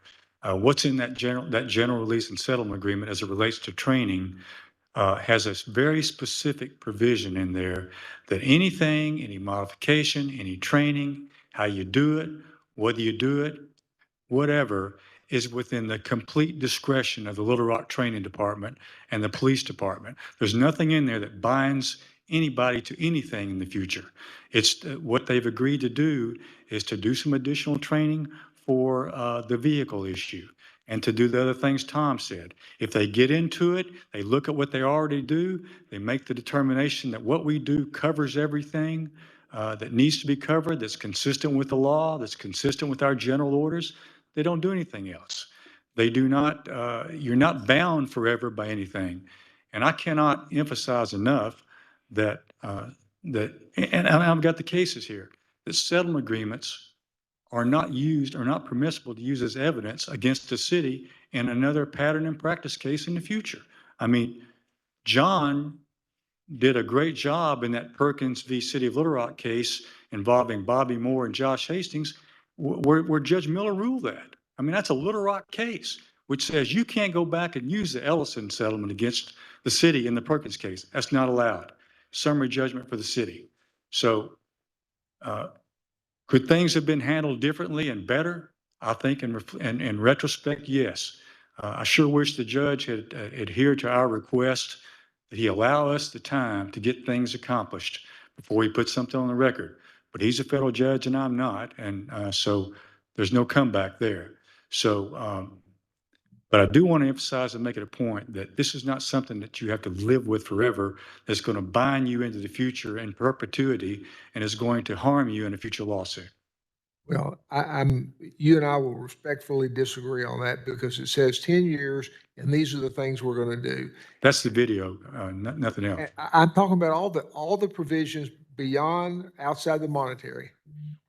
And I don't think that if what you're telling me is you couldn't talk to the chief, you talked to somebody someplace, you didn't talk to the person that's going to have to implement or talk about these things or modify them, and now you're telling us that it's no big deal because if we're doing it, then why is it in there? Well, that was the point of negotiations, Director Compuris, that in this particular case, we had a vehicle situation.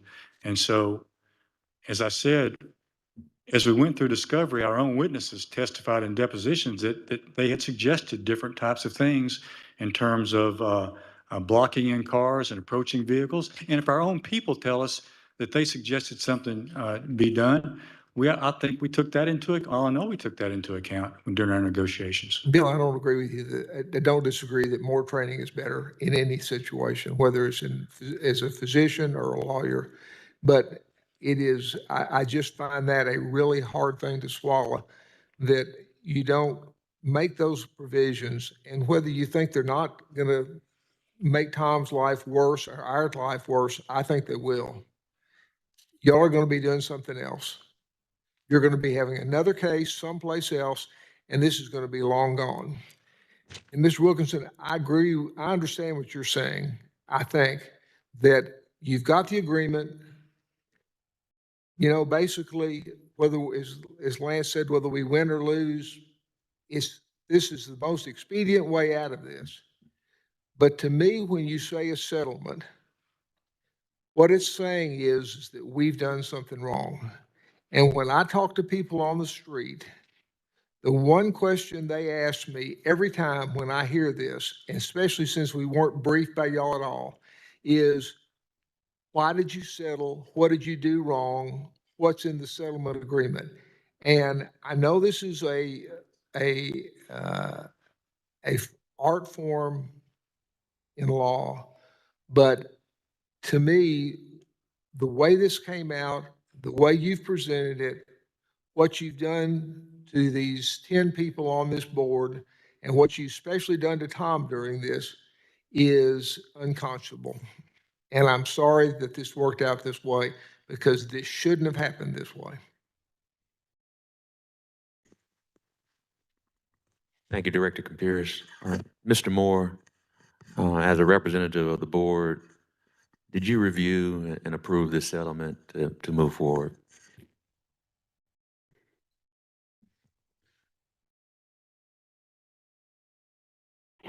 Mayor, one thing that, and members of the board, one thing I think is very important to point out on the non-monetary issues, and it hasn't been raised, but it obviously is a point of contention, and I think that Mr. Mann is right.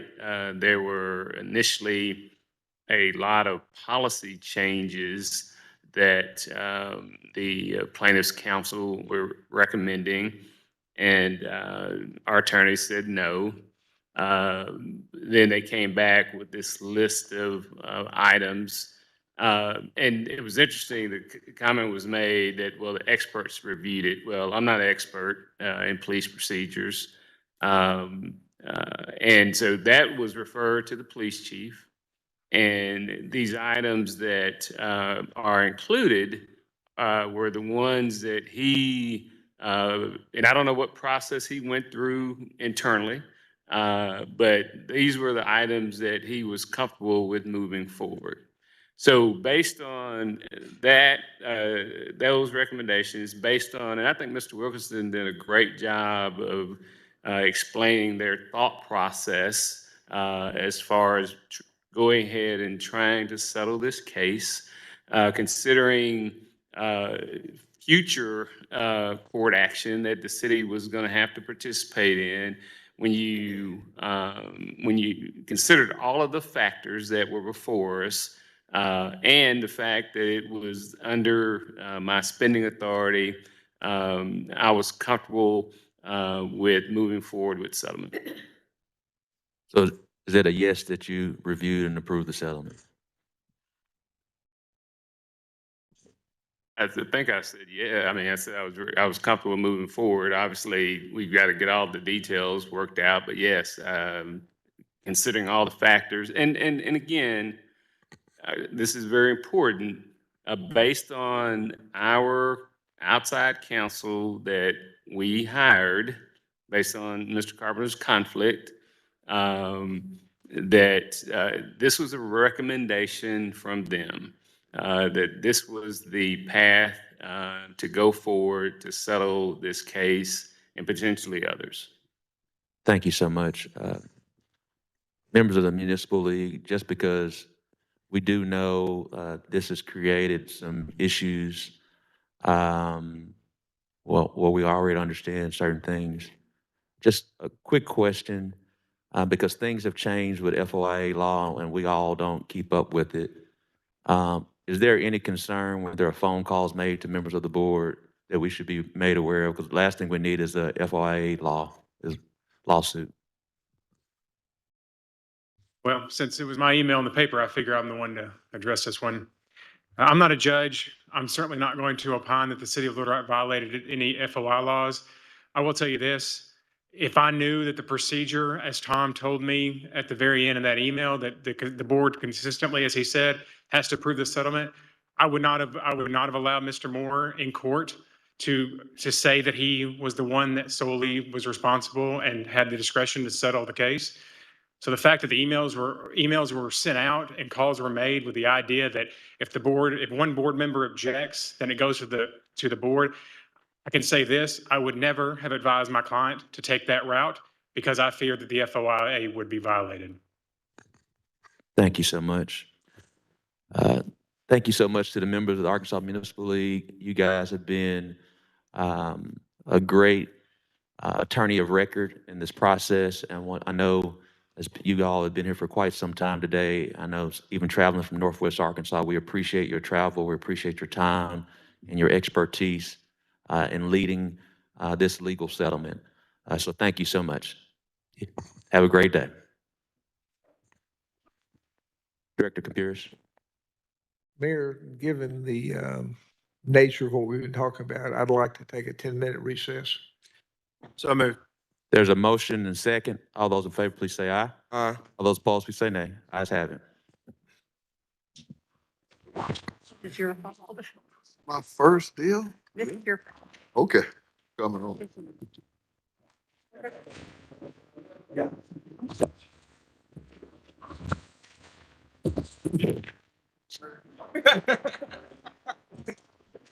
Yes, yeah, thank you. Oh, yes. Tim?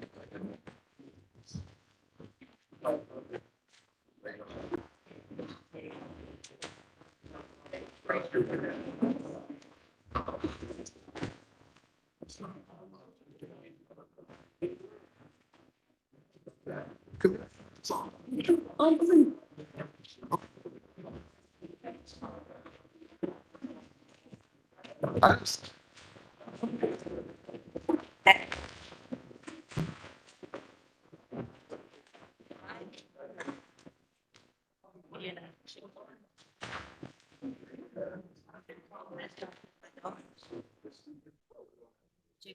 Oh, okay.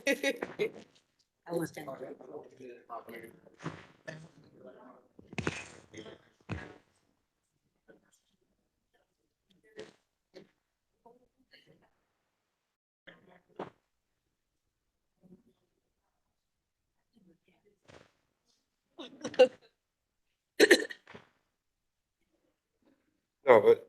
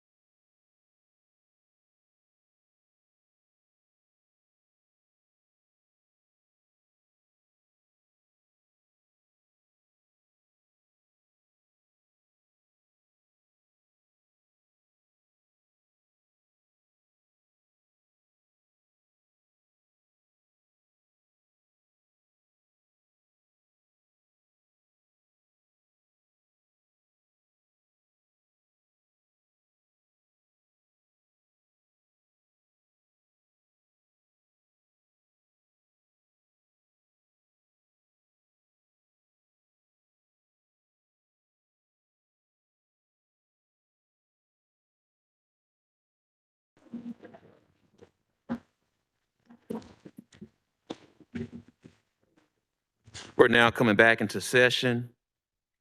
We have one modification to tonight's agenda, item M1, which is a resolution designating the certain census tracts to the city.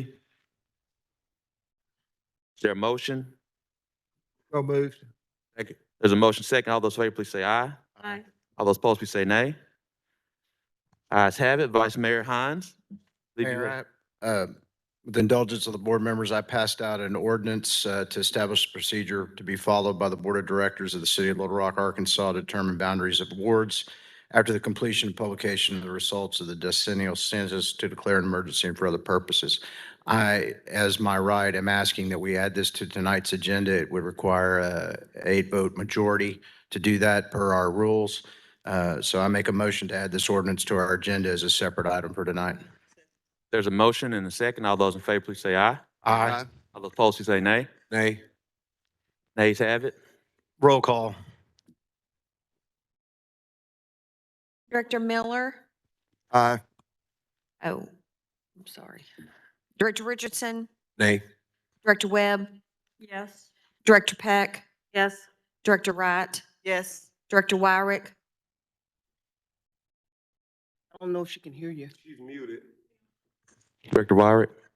Yes. Director Campuris? Yes. Director Phillips? No. Director Adcock? Yes. Vice Mayor Hines? Yes. It has been added. Is that correct? Yes. It's been added. Madam Clerk, if you would please read the group items. Consent agenda. Consent. Consent agenda, Consent agenda. I apologize. along with item M1. Yes, ma'am. Okay. A motion to accept the oath of office for Ward 1 Little Rock City Board of Director Virgil Miller. A resolution to authorize the mayor and city clerk to execute a special warranty deed conveying real property owned by the city of Little Rock, Arkansas at 11903 Canis Road to Central Arkansas Mortuary Services Incorporated and for the purposes. A resolution to express support for the proposal to extend the existing property tax millage for the Little Rock School District in order to support the construction of needed facilities to encourage citizens to vote for the extension at the election to be held on November 2nd, 2021, and for the purposes. A resolution to designate certain census tracts of the city of Little Rock, Arkansas for redevelopment and investment and for the purposes. That concludes the consent agenda. Move for the adoption of the consent agenda. Second. There's a motion second. All those in favor, please say aye. Aye. All those opposed, please say nay. Ayes have it. Madam Clerk, if you now read the grouped items.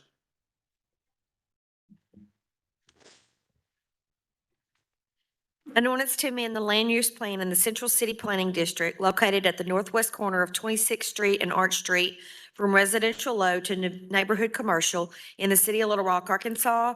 An ordinance to reclassify property located in the city of Little Rock, Arkansas, amending the official zoning map of the city of Little Rock, Arkansas, and for the purposes. An ordinance to amend a land use plan in the Chenal Planning District located at the southeast corner of Northfield Drive and Chenal Parkway from suburban office to commercial in the city of Little Rock, Arkansas, and for other purposes. An ordinance to reclassify property located in the city of Little Rock, Arkansas, amending the official zoning map of the city of Little Rock, Arkansas, and for the purposes. An ordinance to approve a planned zoning development, establish a planned district commercial titled the Metro Towing Revised PDC, located at 9715 Colonel Glenn Road, Little Rock, Arkansas, amending the official zoning map of the city of Little Rock, Arkansas, and for the purposes. An ordinance to approve a planned zoning development and establish a planned office district titled Lay Clinic Revised POD, located at 12,904 Cantrell Road, Little Rock, Arkansas, amending the official zoning map of the city of Little Rock, Arkansas, and for the purposes.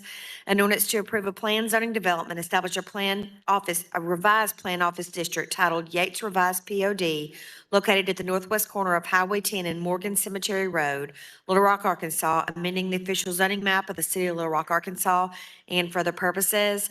An ordinance to approve a planned zoning development and establish a planned industrial district titled Hidden Creek PID, located at 12,100 Stagecoach Road, Little Rock, Arkansas, amending the official zoning map of the city of Little Rock, Arkansas, and for the purposes.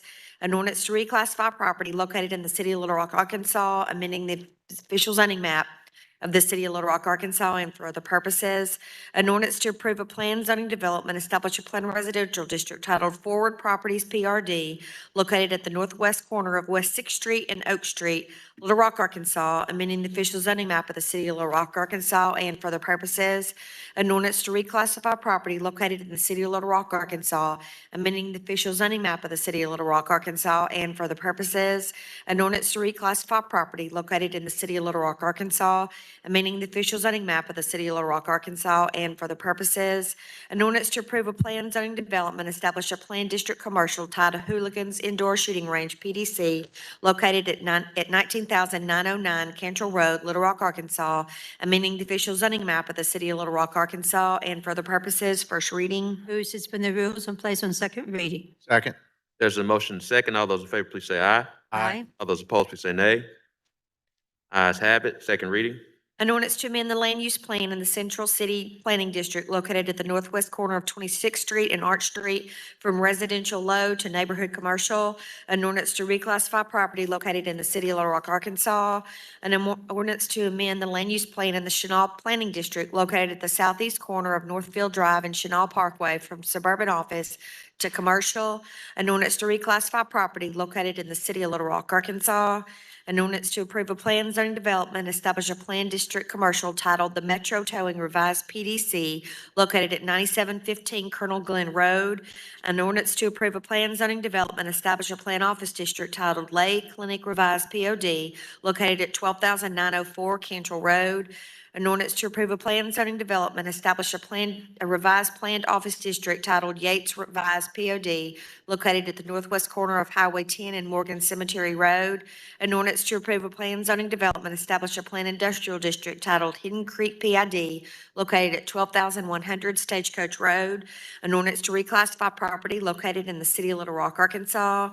An ordinance to approve a plan zoning development, establish a planned residential district titled Forward Properties PRD located at the northwest corner of West Sixth Street and Oak Street. An ordinance to reclassify property located in the City of Little Rock, Arkansas. An ordinance to reclassify property located in the City of Little Rock, Arkansas. An ordinance to approve a plan zoning development, establish a planned district commercial titled Hooligans Indoor Shooting Range, PDC, located at 19,909 Cantrell Road. Second reading. We suspend the rules and place on third and final reading. Second. There's a motion second. All those in favor, please say aye. Aye. All those opposed, please say nay. Ayes have it. Third reading. An ordinance to amend the land use plan in the Central City Planning District located at the northwest corner of 26th Street and Arch Street from residential low to neighborhood commercial. An ordinance to reclassify property located in the City of Little Rock, Arkansas. An ordinance to amend the land use plan in the Chenal Planning District located at the southeast corner of Northfield Drive and Chenal Parkway from suburban office to commercial. An ordinance to reclassify property located in the City of Little Rock, Arkansas. An ordinance to approve a plan zoning development, establish a planned district commercial titled the Metro Towing Revised PDC located at 9715 Colonel Glenn Road. An ordinance to approve a plan zoning development, establish a plant office district titled Lay Clinic Revised POD located at 12,904 Cantrell Road. An ordinance to approve a plan zoning development, establish a revised planned office district titled Yates Revised POD located at the northwest corner of Highway 10 and Morgan Cemetery Road. An ordinance to approve a plan zoning development, establish a planned industrial district titled Hidden Creek PID located at 12,100 Stagecoach Road. An ordinance to reclassify property located in the City of Little Rock, Arkansas. An ordinance to approve a plan zoning development, establish a planned residential district titled Forward Properties PRD located at the northwest corner of West Sixth Street and Oak Street. An ordinance to reclassify property located in the City of Little Rock, Arkansas. An ordinance to reclassify property located in the City of Little Rock, Arkansas. An ordinance to approve a plan zoning development, establish a planned district commercial titled Hooligans Indoor Shooting Range, PDC, located at 19,909 Cantrell Road. Third and final reading. We've now had three readings. Are there any questions? Any questions? Any questions? All those in favor, please say aye. Aye. All those opposed, please say nay. Ayes have it. Madam Clerk, if you would, please read item number 17. An ordinance to amend ordinance number 21,932 of December 15th, 2020 to remove the property located at 4500 Asher Avenue from the demolition list, to declare an emergency and for other purposes. First reading. Move we suspend the rules and place on second reading, please. There's a motion and second. All those in favor, there's a motion and second. All those in favor, please say aye. Aye. All those opposed, please say nay. Ayes have it, second reading. An ordinance to amend ordinance number 21,932 to remove the property located at 4,500 Asher Avenue from the demolition list to declare an emergency, second reading. Move to suspend the rules and place on third and final reading. There's a motion second. All those in favor, please say aye. Aye. All those opposed, please say nay. Ayes have it, third reading. An ordinance to amend ordinance number 21,932 to remove the property located at 4,500 Asher Avenue from the demolition list to declare an emergency, third and final reading. Director Collins, could you please, since this is having something to do with Ward 1, and I know this is Mr. Director Miller's first meeting, can you help him understand this process? Yes, Mayor, be glad to. Director Miller, what this is in the pursuant to the Arkansas Fire Prevention Code, when a property becomes dilapidated, unsafe, it is posted by either the fire marshal or the building official, and it is determined to be, needs to be remediated. That remediation can happen in two forms. Typically, the first remediation is when we would come in and we give them, the property owner, the opportunity to fix and repair the building, to come up with a time frame to repair that building and fix what is unsafe. So you'll hear the city staff talk about buildings that are unsafe vacant. That could be a commercial building, that could be an office building, or a single-family residential building. Single-family residential buildings are typically brought before this board for unsafe and condemnation by housing and neighborhood programs. Buildings that are other than single-family residential are brought to the board for condemnation by planning and development, and that's what this property was. So this property did go through that remediation request with the property owner. If we fail to get a response from the property owner, it depends on the size of the remediation, whether it is outside repair or if it is determined by staff to be an entire building. We can choose to take it before our court system for citation for that repair, that type of remediation, or we can choose to bring it before the board for consideration for condemnation. That gives the property owner a due process to be heard before a governing body in a public forum to express that same intent like we have asked for the remediation. And then the board votes on that, either for or against the condemnation. And once that happens, if it is a vote to condemn the property, then we are directed to bid it out and then raise the building. What this is in this process, the applicant or the property owner can request a reconsideration, which is what is before the board tonight for that. And we have presented what we have received in that time frame or remediation, and if any plans has been presented to us, and do we concur that it needs to be removed from that condemnation list? And so currently our stance is it does not. We recommend denial of this, but if the board chooses to act in favor or approval of this, we have established conditions in that ordinance for repeal that would be binding on the property owner. And Director Miller, in addition, and before we bring up Mr. Udell, also the reason why this is back before the board members will recall it was put on the demolition list. The board voted to demolish it.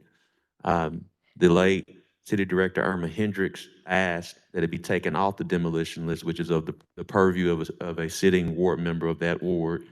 And she said she wanted it off the list, subject to Mr. Udell and those involved with a commitment to work on the property within a set amount of time. And so it's now back before the board. Mr. Udell is here. But the reason, and for the board members, the reason why it's back before you, this is one of the final wishes of Director Hendricks, was to bring it back before the board to give Mr. Udell time to work on it. But of course, as Director Collins said, it has a set amount of time to begin work and try to have it finished. But I wanted you to have that context, Director Miller, as well as the members of the board, because you all did vote to take this off, and the board members do know they have the purview to bring things back up from a demolished standpoint. Mr. Udell?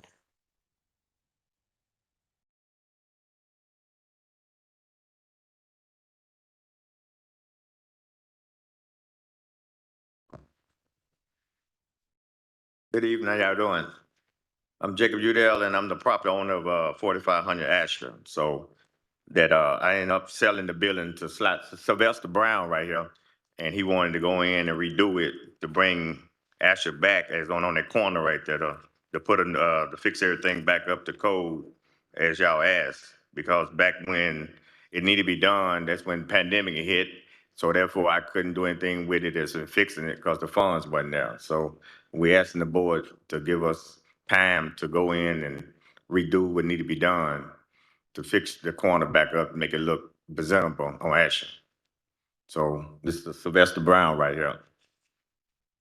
Okay, and what I have 5 pamphlets with the estimate, and I was wondering if I could hand it out. Yes, if you'll give it to Ms. Ashley, she'll make sure the board members receive it.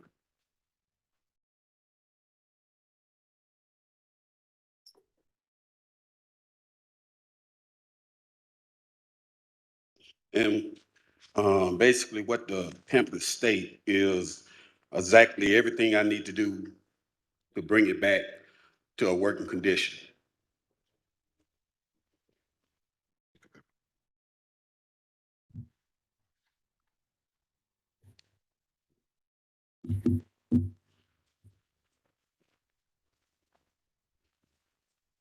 That's re-roofing, all the internals, basically everything needed to bring that property back up.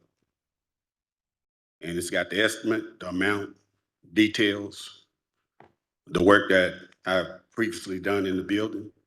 So just asking for time to go in there and make them corrections and fix this property up. Director Richardson? Thank you, Mayor. How much time are you asking for, and what are your proposed uses for it once it's rehabilitated? Basically, it'll be a pawn shop, when completed. I'm asking for 6 months. That will be the term to go in, make sure the foundation is correct, and the roof. Everything will be basically new, and at the approval of the contractors coming in from the city and just making sure the property is up to code. So like you say 6 months? Yes, sir. Mayor, so that we're all clear that what a yay is for this and what a nay is for this. A yay means we're gonna let him keep the building, we're not gonna demolish it, and a nay on this item means that it's gonna stay on the demolition list, correct? Could you restate that just so I make sure I heard you clearly? So that we know what our yay is and our nay is. A nay means we supporting him keeping the building and bringing it back up, and a nay means we're gonna go forward with demolishing and then tearing it down. So we're clear what a yay and a nay is on this item, but this is an appeal. I think it's actually, I may be confused, and actually it's reversed. I believe a yay demolishes it and a nay stops in it. Look, Mr. Parliamentarian. A vote in favor of the ordinance would take it off the demolition list. A vote against the ordinance would keep it on the demolition list. You are correct. Thank you, Thank you. Mr. Parliamentarian. Thank you. And So you said, I'm sorry, Mayor. So you said 6 months? Yes, sir. And how long has that building been in that condition? When it caught fire, I think it's I can't remember when it caught the fire. What it was set afire. Okay, when did you buy it, sir? Like, me or him? The new owner, the one who proposed a new business there. Yes, it's been about 5 days since I purchased the property, but been going back and forth. December, yeah. Yes, Since December. yes. Okay, so you bought it 5 days ago? Correct? Yes. Okay, thank you. Director Miller. Do I know how to do what? Director Phil, show him, we'll go to Raise hand. Vice Mayor Hines was actually next. We'll then come to you, Director Miller. Vice Mayor Hines. So, Mr. Udell, so I'm reading our write-up on this, and so it's got some preconditions on here, and I just want to make sure you're aware. So within 30 days, if we approve this, you've got to get with a structural engineer. Now, this report you gave us, this looks like it's a construction company. Yes, that is correct. So have they consulted a structural engineer in this? He's going to basically be over the whole project, but a structural engineer, it's no problem with, All right. And then within 60 days, you'll have to submit planning, development, and pull a permit. And then I think it's got the 120 days from that. So it looks like 6 months total is what's in our review. So I just want to make sure you're aware of those conditions, because if you don't follow them, it'll be back on the demolition list. That's all the questions I have. Director Miller.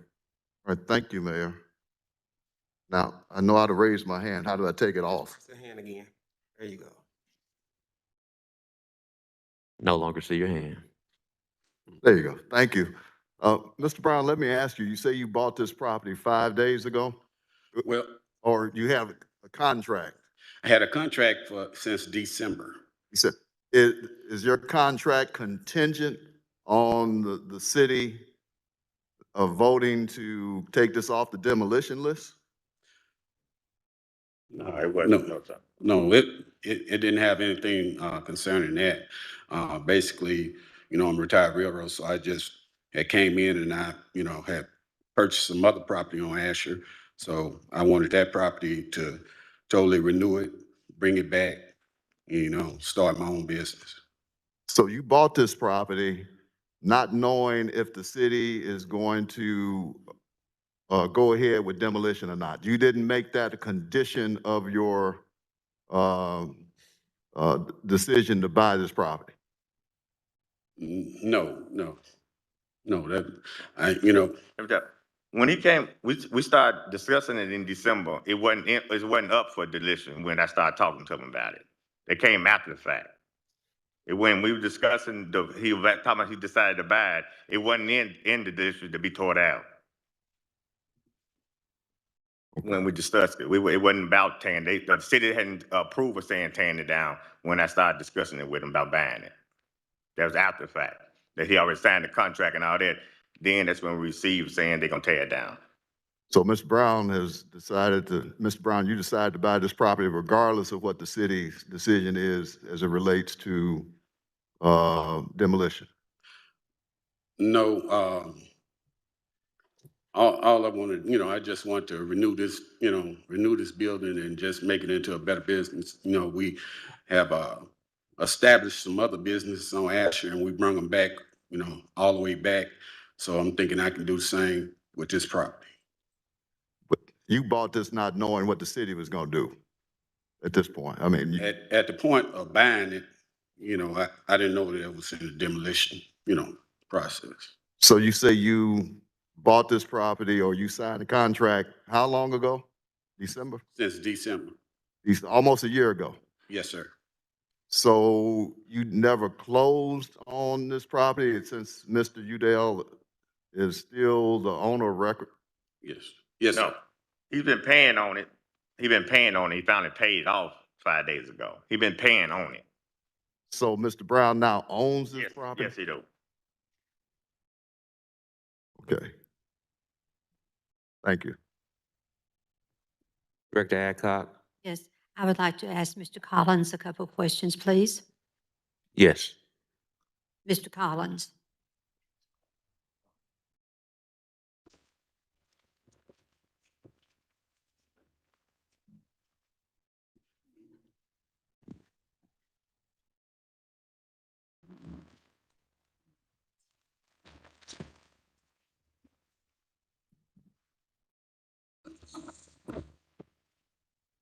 Mr. Collins, when was the fire?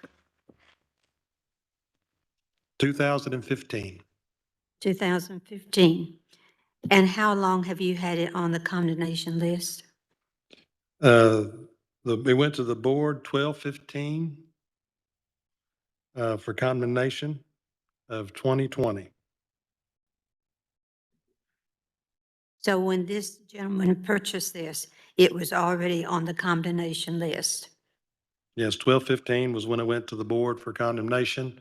We had also sent out communication, multiple pursuant to state law requirements. They were contacted 8/11. Well, we sent the second letter for remediation 7/29/2020. Then we spoke with Mr. Udell on 8/11/2020.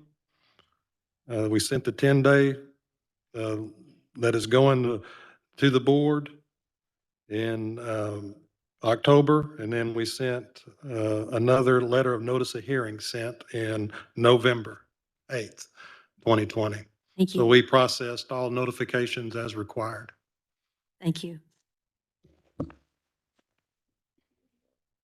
Mayor, we have been trying to clean up Asher, and I know that you've had a program to help clean up Asher. And this building has sat there since 2015 with the roof caved in. I don't see how it could be rehabbed at this point. Thank you.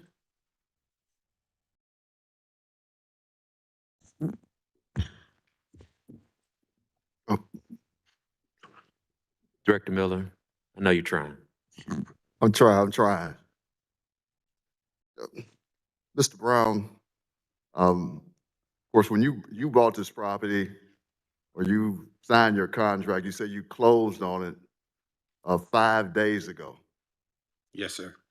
Did you know that this property could possibly be put up for demolition? Yes, I talked to Director Irma about this in detail. When did you talk to Director Hendricks? It was, I guess, about 2 months ago. You spoke to her 2 months ago? Yes. Okay. Well, Mayor, help me understand in the process, if this, the board certainly met. So Director Miller, I'll just keep it plain. It'll be easier this way. This board voted to demolish the building. And clearly, Mr. Udell, at that time, before the building was put before the board, was working a deal to get a new owner to fix it. Which has clearly been stated. At the point that it got passed by this board to be on the list for demolition, there was contact made with Director Hendricks. And I know this to be true because I talked to Director Hendricks as well as Director Hendricks talked to Mr. Collins. Director Hendricks shared that she wanted it to come back before the board, and she would share with the board that it does not need to be on the demolition list to give Mr. Udell and Mr. Brown time to work on it. That was one of her final wishes that she shared not only with me, but also with Director Collins. So it's Director Hendricks' wish that this comes off. Okay. Mayor, Thank you. Director Wright.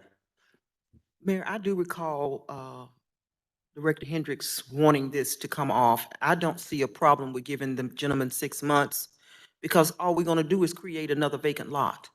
And if he can rehab it, he has the documents that shows that he has a contractor. I don't see a problem with giving them 6 months.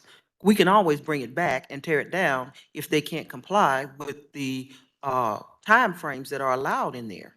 But I would like to uphold her final wish, if you all don't mind. I don't think that's too much to ask. All right. Are there any more questions from the board? Director Phillips, you have the question. I just want to echo Director Wright's comments. I think if we have citizens trying to improve parts of our city that need improving, that we should give them the opportunity to do so. So I'm like Director Wright, I'll be voting to, I got confused. I don't know if it's a yes or no, but I'll be voting for them to be able to rehab the property. That'll be a yes. Okay, yes. Is there a motion? So move. Second. All those in favor, please say aye. Aye. All those opposed, say nay. Ayes have it. It will be removed from the list, subject to 6 months. There's also emergency clause. All those in favor, please say aye. Aye. All those opposed, please say nay. Ayes have it. Mayor, that's a question from somebody at their first board meeting. The emergency clause means what? Mr. Parliamentary. An emergency clause means that the ordinance takes effect immediately and otherwise doesn't wait 30 days to become effective. It really deals with impacts on the ability to do an initiative or referendum. But in this particular instance, the emergency clause taking it off when it comes time to get financing should be of some benefit to the owner, because otherwise he's got a property that's on the list to be demolished. So as of tonight, or as soon as we sign the ordinance, he doesn't. He's got one that's not on the demolition list. Okay, thank you. Thanks. So, Mr. Udell, your 6-month clock starts tomorrow. Okay, thank you. Thank you, board. Mr. Brown, sorry, Mr. Udell. Mr. Brown's the new owner. Okay, yeah. Your clock starts tomorrow, 6 months. All right, thank you, Jim. All right. Thank you, board.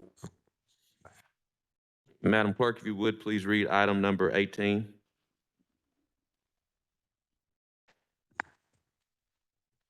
An ordinance to amend the land use plan in the area between Interstate 630 and Interstate 30 from Interstate 430 to the Union Pacific Railroad line in the city of Little Rock, Arkansas, and for the purposes, first reading. Move to suspend the rules and place on second reading.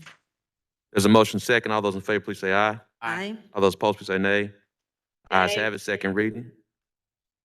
There's one nay, second reading. An ordinance to amend the land use plan in the area between Interstate 630 and Interstate 30 from Interstate 430 to the Union Pacific Railroad line, second reading. Move to suspend the rules and place on third and final reading. Second. There's a motion second. All those in favor, please say aye. Aye. All those opposed, please say nay. Nay. Ayes have it with one nay. Third reading. An ordinance to amend the land use plan in the area between Interstate 630 and Interstate 30 from Interstate 430 to the Union Pacific Railroad line, third and final reading.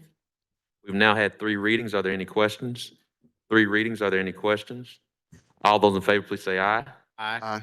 All those opposed, please say nay. Nay. Ayes have it with 2 nays. Madam Clerk, if you would read, please read item number 19. A resolution to authorize the city manager to enter into a contract with United Healthcare for the city's self-insured group health plan effective January 1st, 2022, and for the purposes. Thank you. Director Computers, give your hand up. Well, Excuse me. things have changed since 2 weeks ago for the better. I'd like to really thank John Starling and the mayor, and I think we have a much better situation. The mayor has let me work with Mr. Starling and himself, and we have gone over the 3 items. I guess they're 19, 20, and 21. And during that period of time, because of our discussions, John went back and did a great job of repolling the insurance companies. And instead of United, if we stayed with the same policy being basically a 3% or 4% increase, he has got it down to a 3% decrease. During this period of time, I have spoken with a number of people in healthcare, and the feeling is that in 2022, there is a significant chance there will be increased usage of hospitals and doctors' offices, which means that we will have increased usage. We will not have, during the same period of time, all of our abilities to be self-insured. And it seems like that the best, safest way for the city to proceed, because John and the mayor have been able to get this down by 3%, is to stay with the same insurance, with the same type of policy for a year, and then re-examine this issue in next year. And hopefully in the first quarter or the second quarter, we can really start discussing this. But John and his group have done a great job of looking at this, and I can pass this out, and I will. But basically, it just says we'll continue doing what we're doing. We get a 3% decrease in our premiums. And during this same period of time, everybody can use their same doctors, they can use their same insurance, everything stays the same. So the city will come out about $800,000 ahead because of their diligence. And I don't know how, Mayor, do we just vote those things down or just delete them from so we need to delete 19, 20, and 21, and I would offer this as a substitute resolution to move ahead with what we're doing. That's the motion. Do I hear a second? Second. All those in favor, please. Can we get some discussion? I'm sorry, Mayor. I have a question. Director Phillips. Thank you, Mayor. I just want to be clear because obviously we just got this and had a chance to read it, and I'm not as versed in healthcare issues as you are, Dr. Computers. To be clear, this is not the self-insured plan, correct? No, this is exactly what we're doing. Okay. Yesterday, today, tomorrow, and January the 2nd, our employees will have the same card, the same doctors, everything's the same, except we're going to be paying $800,000 less.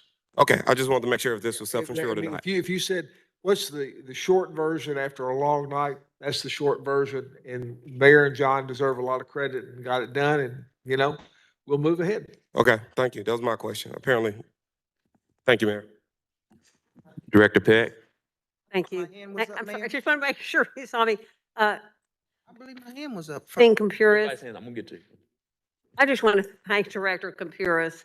You've been so persistent. I don't know how many hours and days and weeks you've spent on this with our employees at heart and choosing the best thing. And I know we're going to move in a different direction next year, but I'm so really proud and pleased that you stayed the course and you get the credit. I'll just take it. John and Mayor do, and let's move ahead and go do something else. Whatever. Thanks. Director Wright. I just wanted to make sure I was clear. Now, you said it was going to save us 800,000. We stay with United, 3% decrease, and everything else stays the same. So there's no conflict with us having received a bid from Cigna who said they could save us. Yeah, that's a good question, Doris. We start open enrollment in, I think, 10 days, 2 weeks. There's some uncertainty about, at least when I looked into that. And I think that the safest thing for us to do right now is to take 3% that we know is there and move on, and let's get on with life. Okay, well, I can accept that. I always felt that the self-insured was a risk. I always wanted to know what my costs are. So I'm supportive of this. I just felt it would be. Yeah, we looked at that, but I think that the consultants felt like this is the best deal going forward. Okay, I'm good. Point of order. Vice Mayor Hines, you said point of order. What's the point?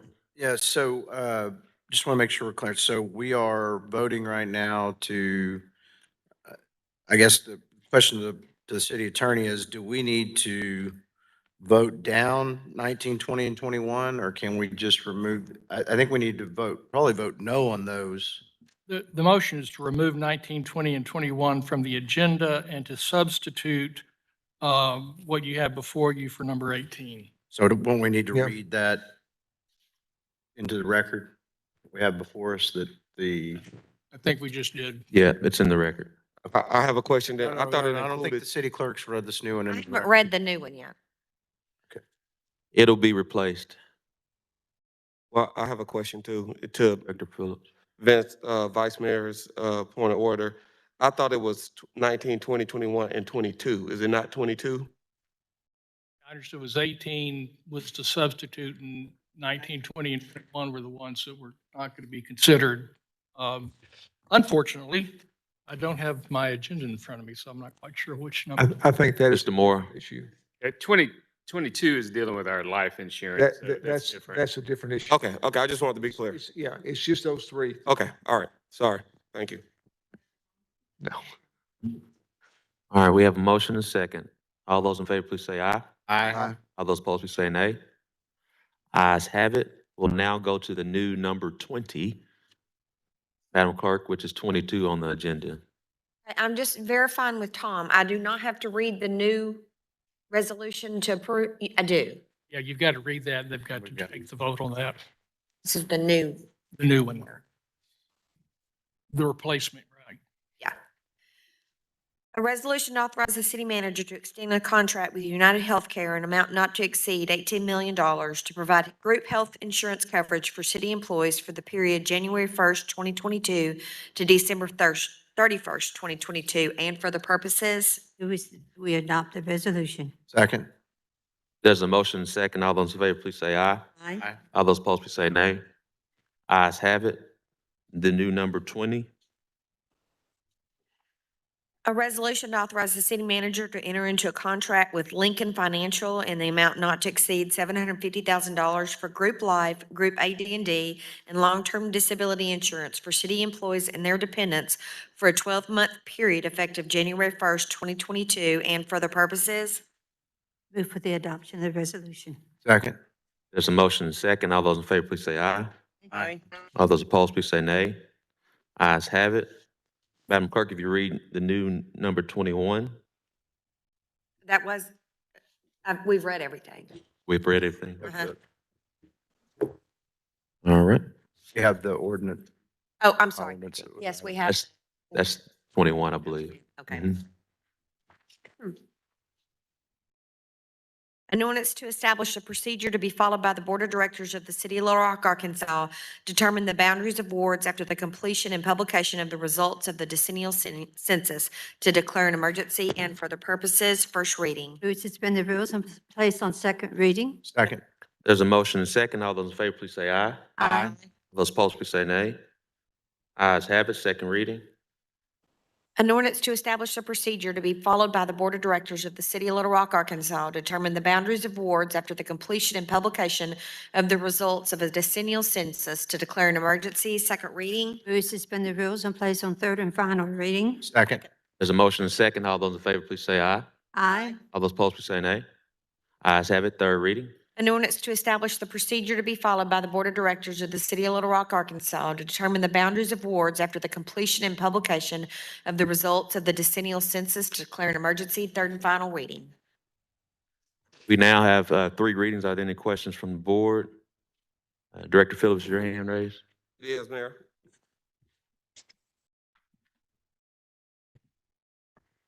Thank you. We received this ordinance today. I appreciate Vice Mayor Hines sharing it with us via email earlier. I have a number of thoughts. I know we've been here for a while, but I got some things I have to share and some questions. First, I went through and looked up the code, Arkansas Code 1461-109, which says that this board determines the ward boundaries. I understand that that is our purview, not the mayor's, which makes me question why this ordinance is necessary. And I'm gonna use a few examples tonight. There's a movie, Kings of Comedy, and Cedric the Entertainer during the movie tells a joke about they're in Charlotte. And at the time, Anthony Mason was playing for the Charlotte Hornets. And during the movie, he was joking. He said, Anthony Mason is known rough basketball player back in the 90s. And he was known to get in fights. And during the movie, during the joke, Cedric the Entertainer said, man, y'all just like Anthony Mason. Y'all always fight. That's how I feel about us. We just like Anthony Mason. We always fight. This ordinance is another fight that we don't need, that's unnecessary, because the law already says that we determine the ward lines. It's just another fight. I think it makes it messy. what I understood, and I'm gonna say this too, to be clear, I understand that I need to reclaim my narrative, and I'm doing it publicly, for the paper, for the TV, for social media. I'm Antoine Phillips. I was elected by the entire city of Little Rock to speak on behalf of the entire city of Little Rock. There's a narrative that when I talk, I'm talking for the mayor. I'm a grown man. I speak for myself. I speak for the people who voted for me. And I'm speaking for myself tonight. And every time going forward and every time since, every time before. So that makes me ask some questions. And this is, and I know sometimes on this board, I ask my colleagues questions. And I've been told that sometimes it come off adversarial when I ask questions. Maybe it's the tone of my voice. Maybe it's because I'm an attorney. I'm gonna tell each of my colleagues, I'm not being adversarial when I ask you questions. When I'm at work and we're preparing for trial and I'm talking to my colleagues who practice law longer than me, you know what I do? I ask them questions. How have you dealt with this in the past? What is different about this time? What can I learn from you? And that's what I do on this board. Unfortunately, usually when I ask questions, no one wants to talk to me. I'm not deterred. I'm too persistent a person to be deterred. I had too much happen in my life to allow me to be deterred. So I'm gonna do what I think is right. And the question here is, and this is a legitimate question for my colleagues or maybe for the city manager, because I suspect people are gonna ask this. I don't know what's different about the process. I mean, the way I understand it, and there's no disrespect to the mayor, he can send drafts all day. It's on us to decide what the wards look like. Again, this ordinance is unnecessary. It's just another fight. We don't have to fight. I mean, I told you I'm gonna use a bunch of examples. Allen Iverson, back in the mid-90s, he had a press conference. He said, man, we talking about practice. Practice? We talking about drafts. Drafts that we ultimately get to decide? This is unnecessary.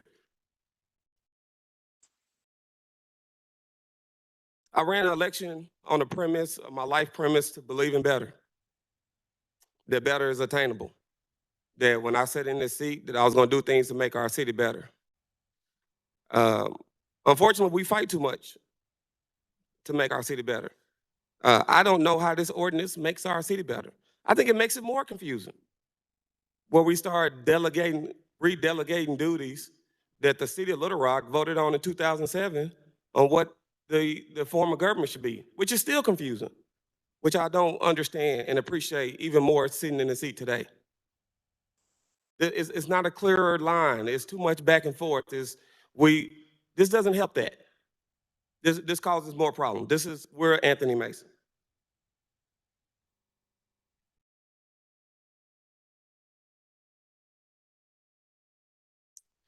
Anybody know me? I know that I believe Jay-Z is the best artist of all time in any music genre. He has a quote, in my opinion, for everything. And he says, what I'm about to say may not be politically correct, and it may offend my political connects.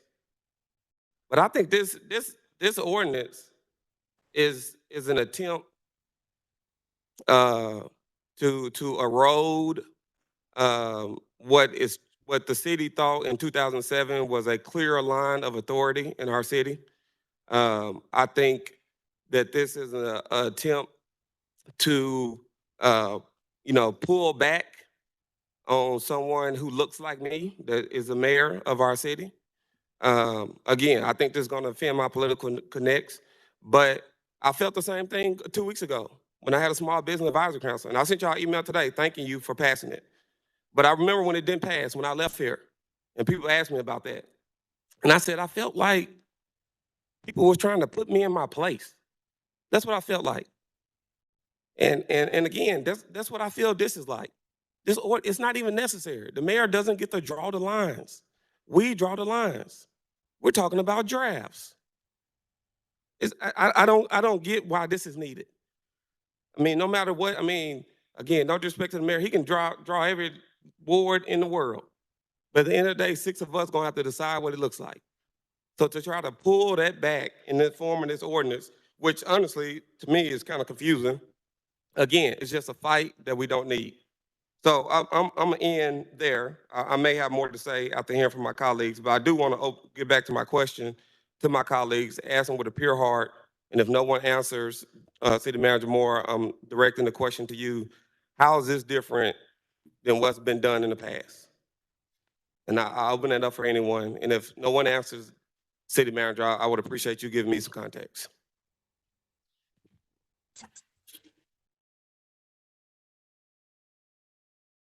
Mr. Moore.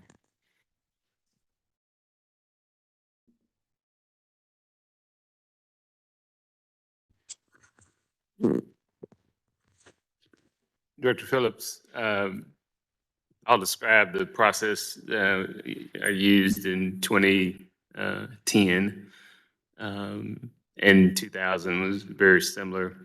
But in cities, and you can even see this play out even this year in some of the media where some municipalities choose to use MetroPlan or other entities. I've always felt like we had the in-house expertise in the planning department to be able to put together draft boundaries. At that time, I would sit down with each of the ward members individually and go over our recommendations. And they would, based on conversations and dialogue, we would tweak here or there, but it was pretty consistent once with the recommendations that we made, and there weren't multiple because we really we follow the rules, we follow the federal guidelines and how the courts have adjudicated these issues in the past. Once I finished with my ward members, would then brief the at-large members. They really didn't have a lot of input at that point, but they were briefed. Then we'd have a public hearing in the City Hall chambers, get feedback, and then we would, the board would vote. Back in 2010, there was a statute on the books that said that in city manager form of government, the election commission had to approve the city's ward boundaries. We actually, at the next session, got a bill successfully passed that basically said, just like all other cities, the city governing body would be the decision maker. So that was passed. So that's really the process we used in 2000 and in 2010. Okay, and if I understood you right, City Manager, and forgive me for trying to distill this, but it sounds like in the past, you presented drafts, and then the city board voted on them. Fair? Fair, but I did sit down and get input. I think that's important to note, yeah. Okay, and my understanding, and again, me being a lawyer, I went, looked up the rule that the board ultimately decides. I mean, when you submitted those drafts or talked to the input, I mean, that wasn't the final say. At some point, the 10 people sitting up here voted yes or nay on whatever those lines were, correct? Correct. And for that reason, thank you, City Manager Moore. For that reason, I don't know why we're going to make our government more clunky and more complicated. Now we're going to codify a process that apparently will allow the city manager, in conjunction with the assistance of any person of his choosing, whether that's the mayor or someone who works at a restaurant, to figure out this process that ultimately we're going to have to vote on anyway. I don't understand why we're making life harder than it needs to be. So that's why I voted no. And I'm trying to get this on the agenda tonight. And if it's not clear, I will be voting no again when this actually goes for a vote for the reasons I've already outlined. Thank you, Mayor. Director Hines. Thank you. There's a small scrivener's error, and I've given it to Susan. That should, in the third whereas, it should say in the last sentence, under the control of any single member of the Board of Directors. You know, I would take clear issue that our first issue of the night that we spent almost 2 hours on is the exact reason we need to pass this ordinance tonight. When we have not had clarity of policies and procedures through this board and had a loosely held belief of what our policies and procedures were, we see how we've been left out in the cold as the governing body of the city on a huge decision earlier this evening. That was part of my clarity in that when I've asked our city manager for census data, that type stuff, he said he didn't have access to it, and that was being held at the Office of Executive Administration, which he is a part of, but it was not in his purview. So as a board of directors and the governing body of this city, we only have 2 employees, the city attorney and the city manager. And I gladly take the mayor's input on what he thinks our map should look like. But I think ourselves as the governing body in consultation with our 2 employees should be the deciding factor on this. And this just codifies and clarifies exactly what that procedure is. So there leaves no doubt. It doesn't complicate matters. It's a clear definition of what we're doing. So that's why I brought this forward, and I think it's important we vote on it. I call a question.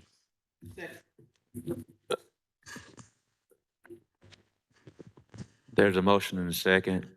All those in favor, please say aye. Aye. Point of order. Point of order. A parliamentary, when he calls a question, is there room for further debate or no? I didn't hear, When someone calls a question, is there room for further debate or no? there is no further debate. Okay, thank you. So even if your hand was up on these machines we have right now, prior to him calling a question, there's no more room for debate. The question is motion to cut off debate and proceed to a vote.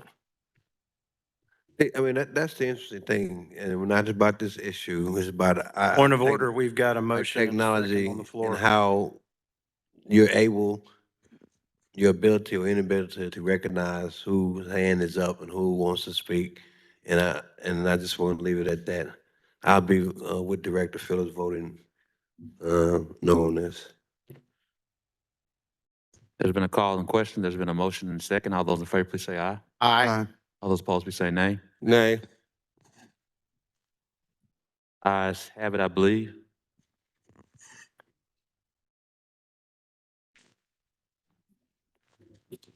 We'll now go into citizens' communication. Got to vote on the ordinance. Got to vote on the ordinance. Emergency Call the clause. question. Oh, I'll pause. Call the question. Thank you, Parliamentary and Director Wright. We've called the question. Is there a motion to pass this ordinance? So move. Second. There's a motion and a second. All those in favor, please say aye. Debate. All right. There's Point been of order. point of order of debate. There is no debate. That's what. No. Well, let me ask a point of order then, parliamentarian. I thought you said there was no debate on the point of order to call the question. Now there is a motion to actually vote, which there was no call of the question. So I thought that we could debate since there was no call of the question on the motion to vote on the ordinance. Is that incorrect? Yes, once the debate's cut off, you go to the reading of the ordinance and then you vote. Even if the debate was cut off on to call the question and actually not the actual motion? The question that was called was debate on the item. Okay, you're right. I misunderstood that. I'm sorry. I can admit when I'm misunderstood. Thank you, Mr. Parliamentarian. There's a motion and a second. All those in favor, please say aye. Aye. All those opposed, please say nay. Nay. Ayes have it. Emergency clause, Mayor. There's an emergency clause. All those in favor, please say aye. Aye. All those opposed, please say nay. Nay. Ayes have it. We'll now move to citizens' communication.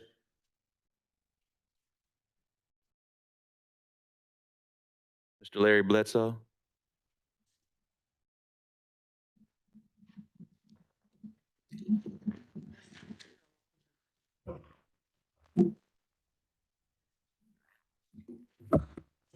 Good evening.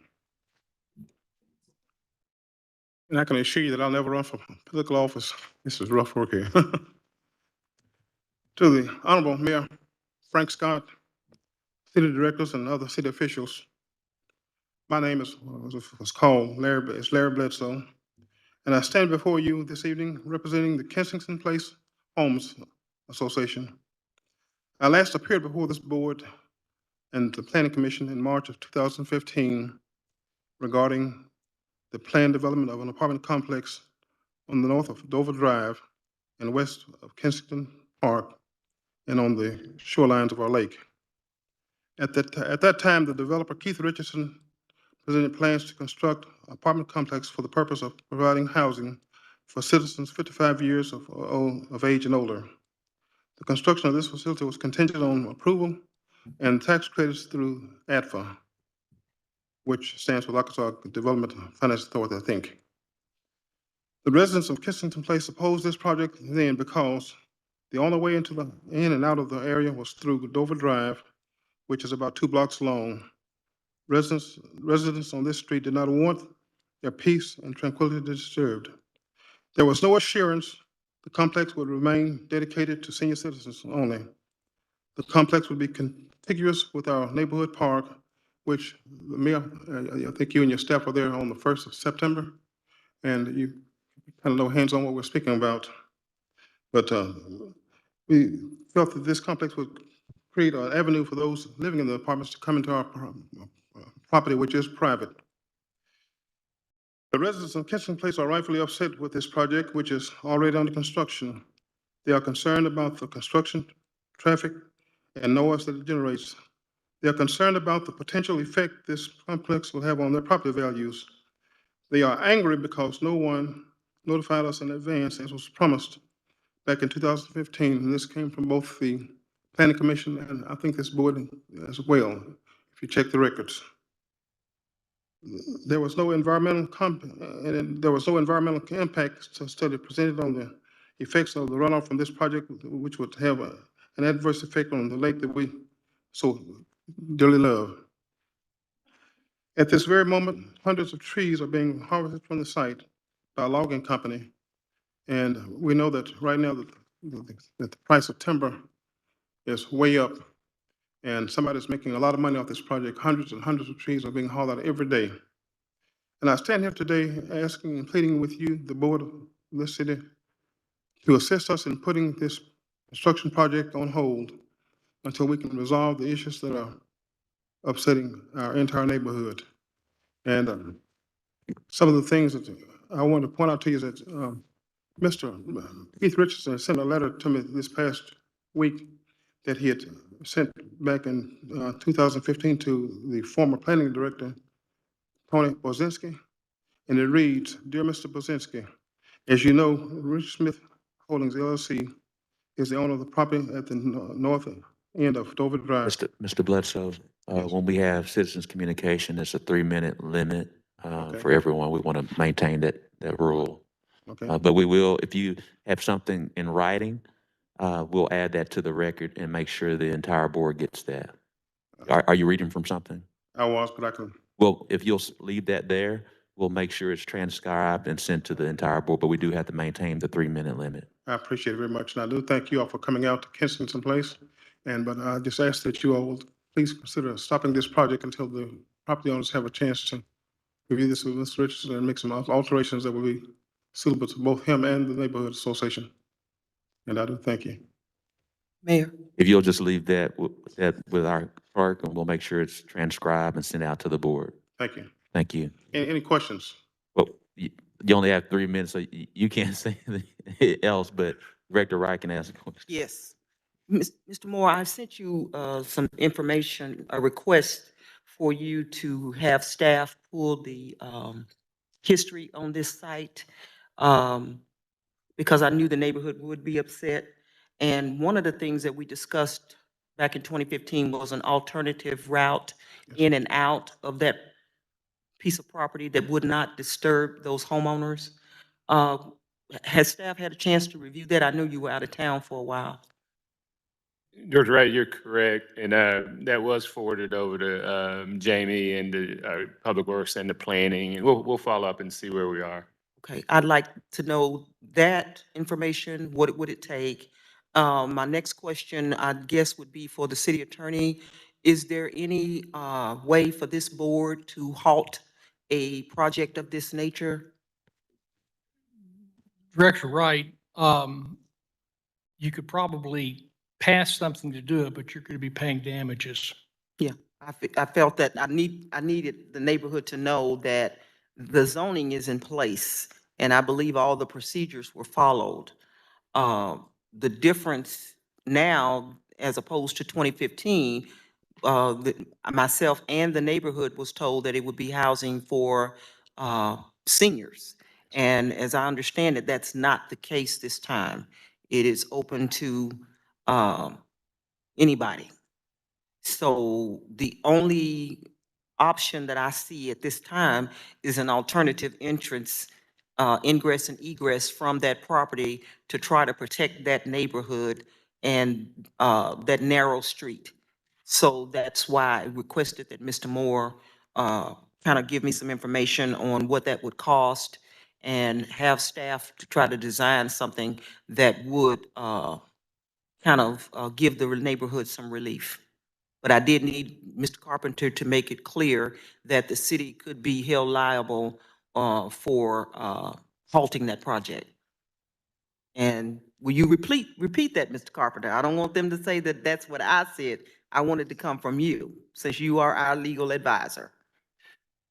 The ability to develop property is a property right. Cities can take property rights, but they have to pay compensation for doing so.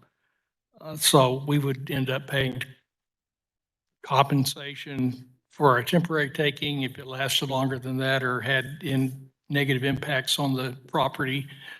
We could be paying a lot more. Okay, thank you. Thank you so much, Mr. Bledsoe. I believe it's Ms. Nicole Cameron here.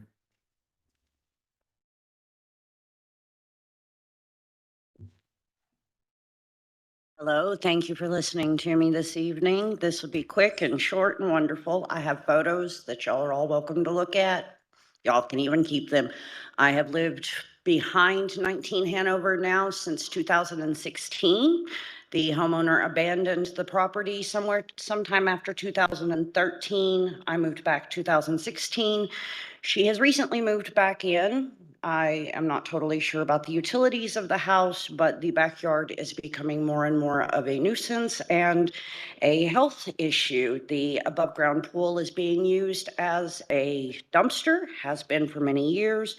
There is multiple piles of building materials and there's an upholstered couch out there. There's a couple of toilets. I filed this year with code enforcement. They took the statement down on the 20th. They contacted the neighbor on the 21st. Since that time, they have received so far 3 extensions and there's no end date. I've called 311 and there's no end date on any of these. I'm really just trying to get somebody to get my neighbor to clean up her backyard. I have rats at my house now that are the size of my dogs, and I've never had rats, so. Mayor. I believe I want to make sure she has our 3-minute limit. Did you want to continue? You still have time. Does anybody want to look at the pictures? You can pass them. Just give it to our Miss Ashley. She'll make sure.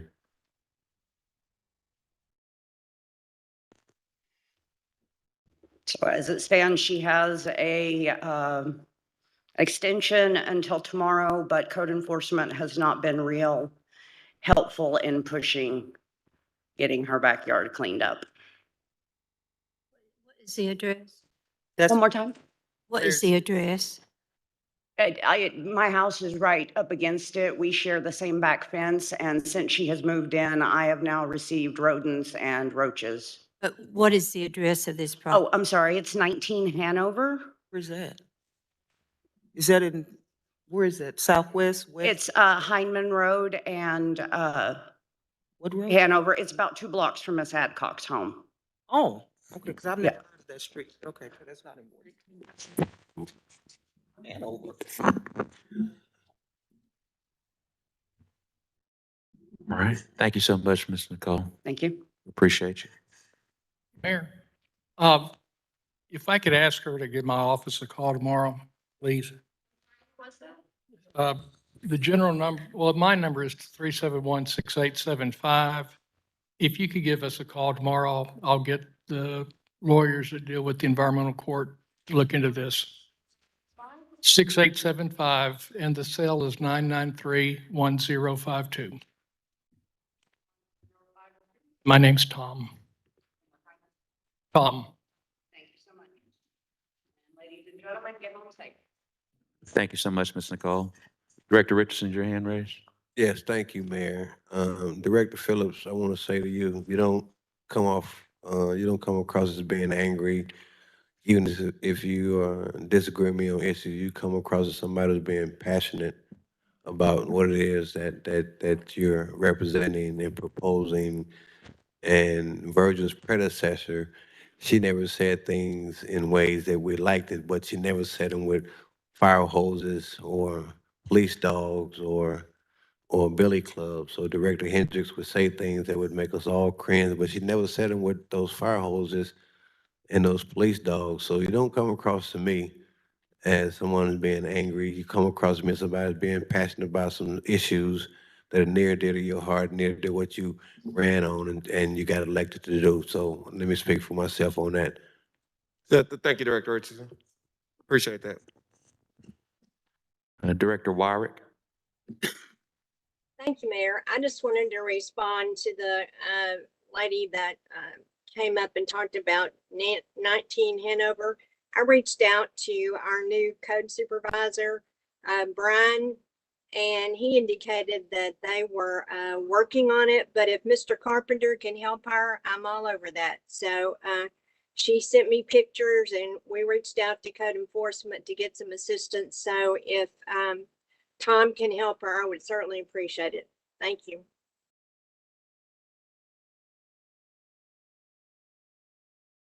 Thank you so much. Move to adjourn. There's a motion and second. All those in favor, please say aye. Aye. All those opposed, please say nay. Ayes have it.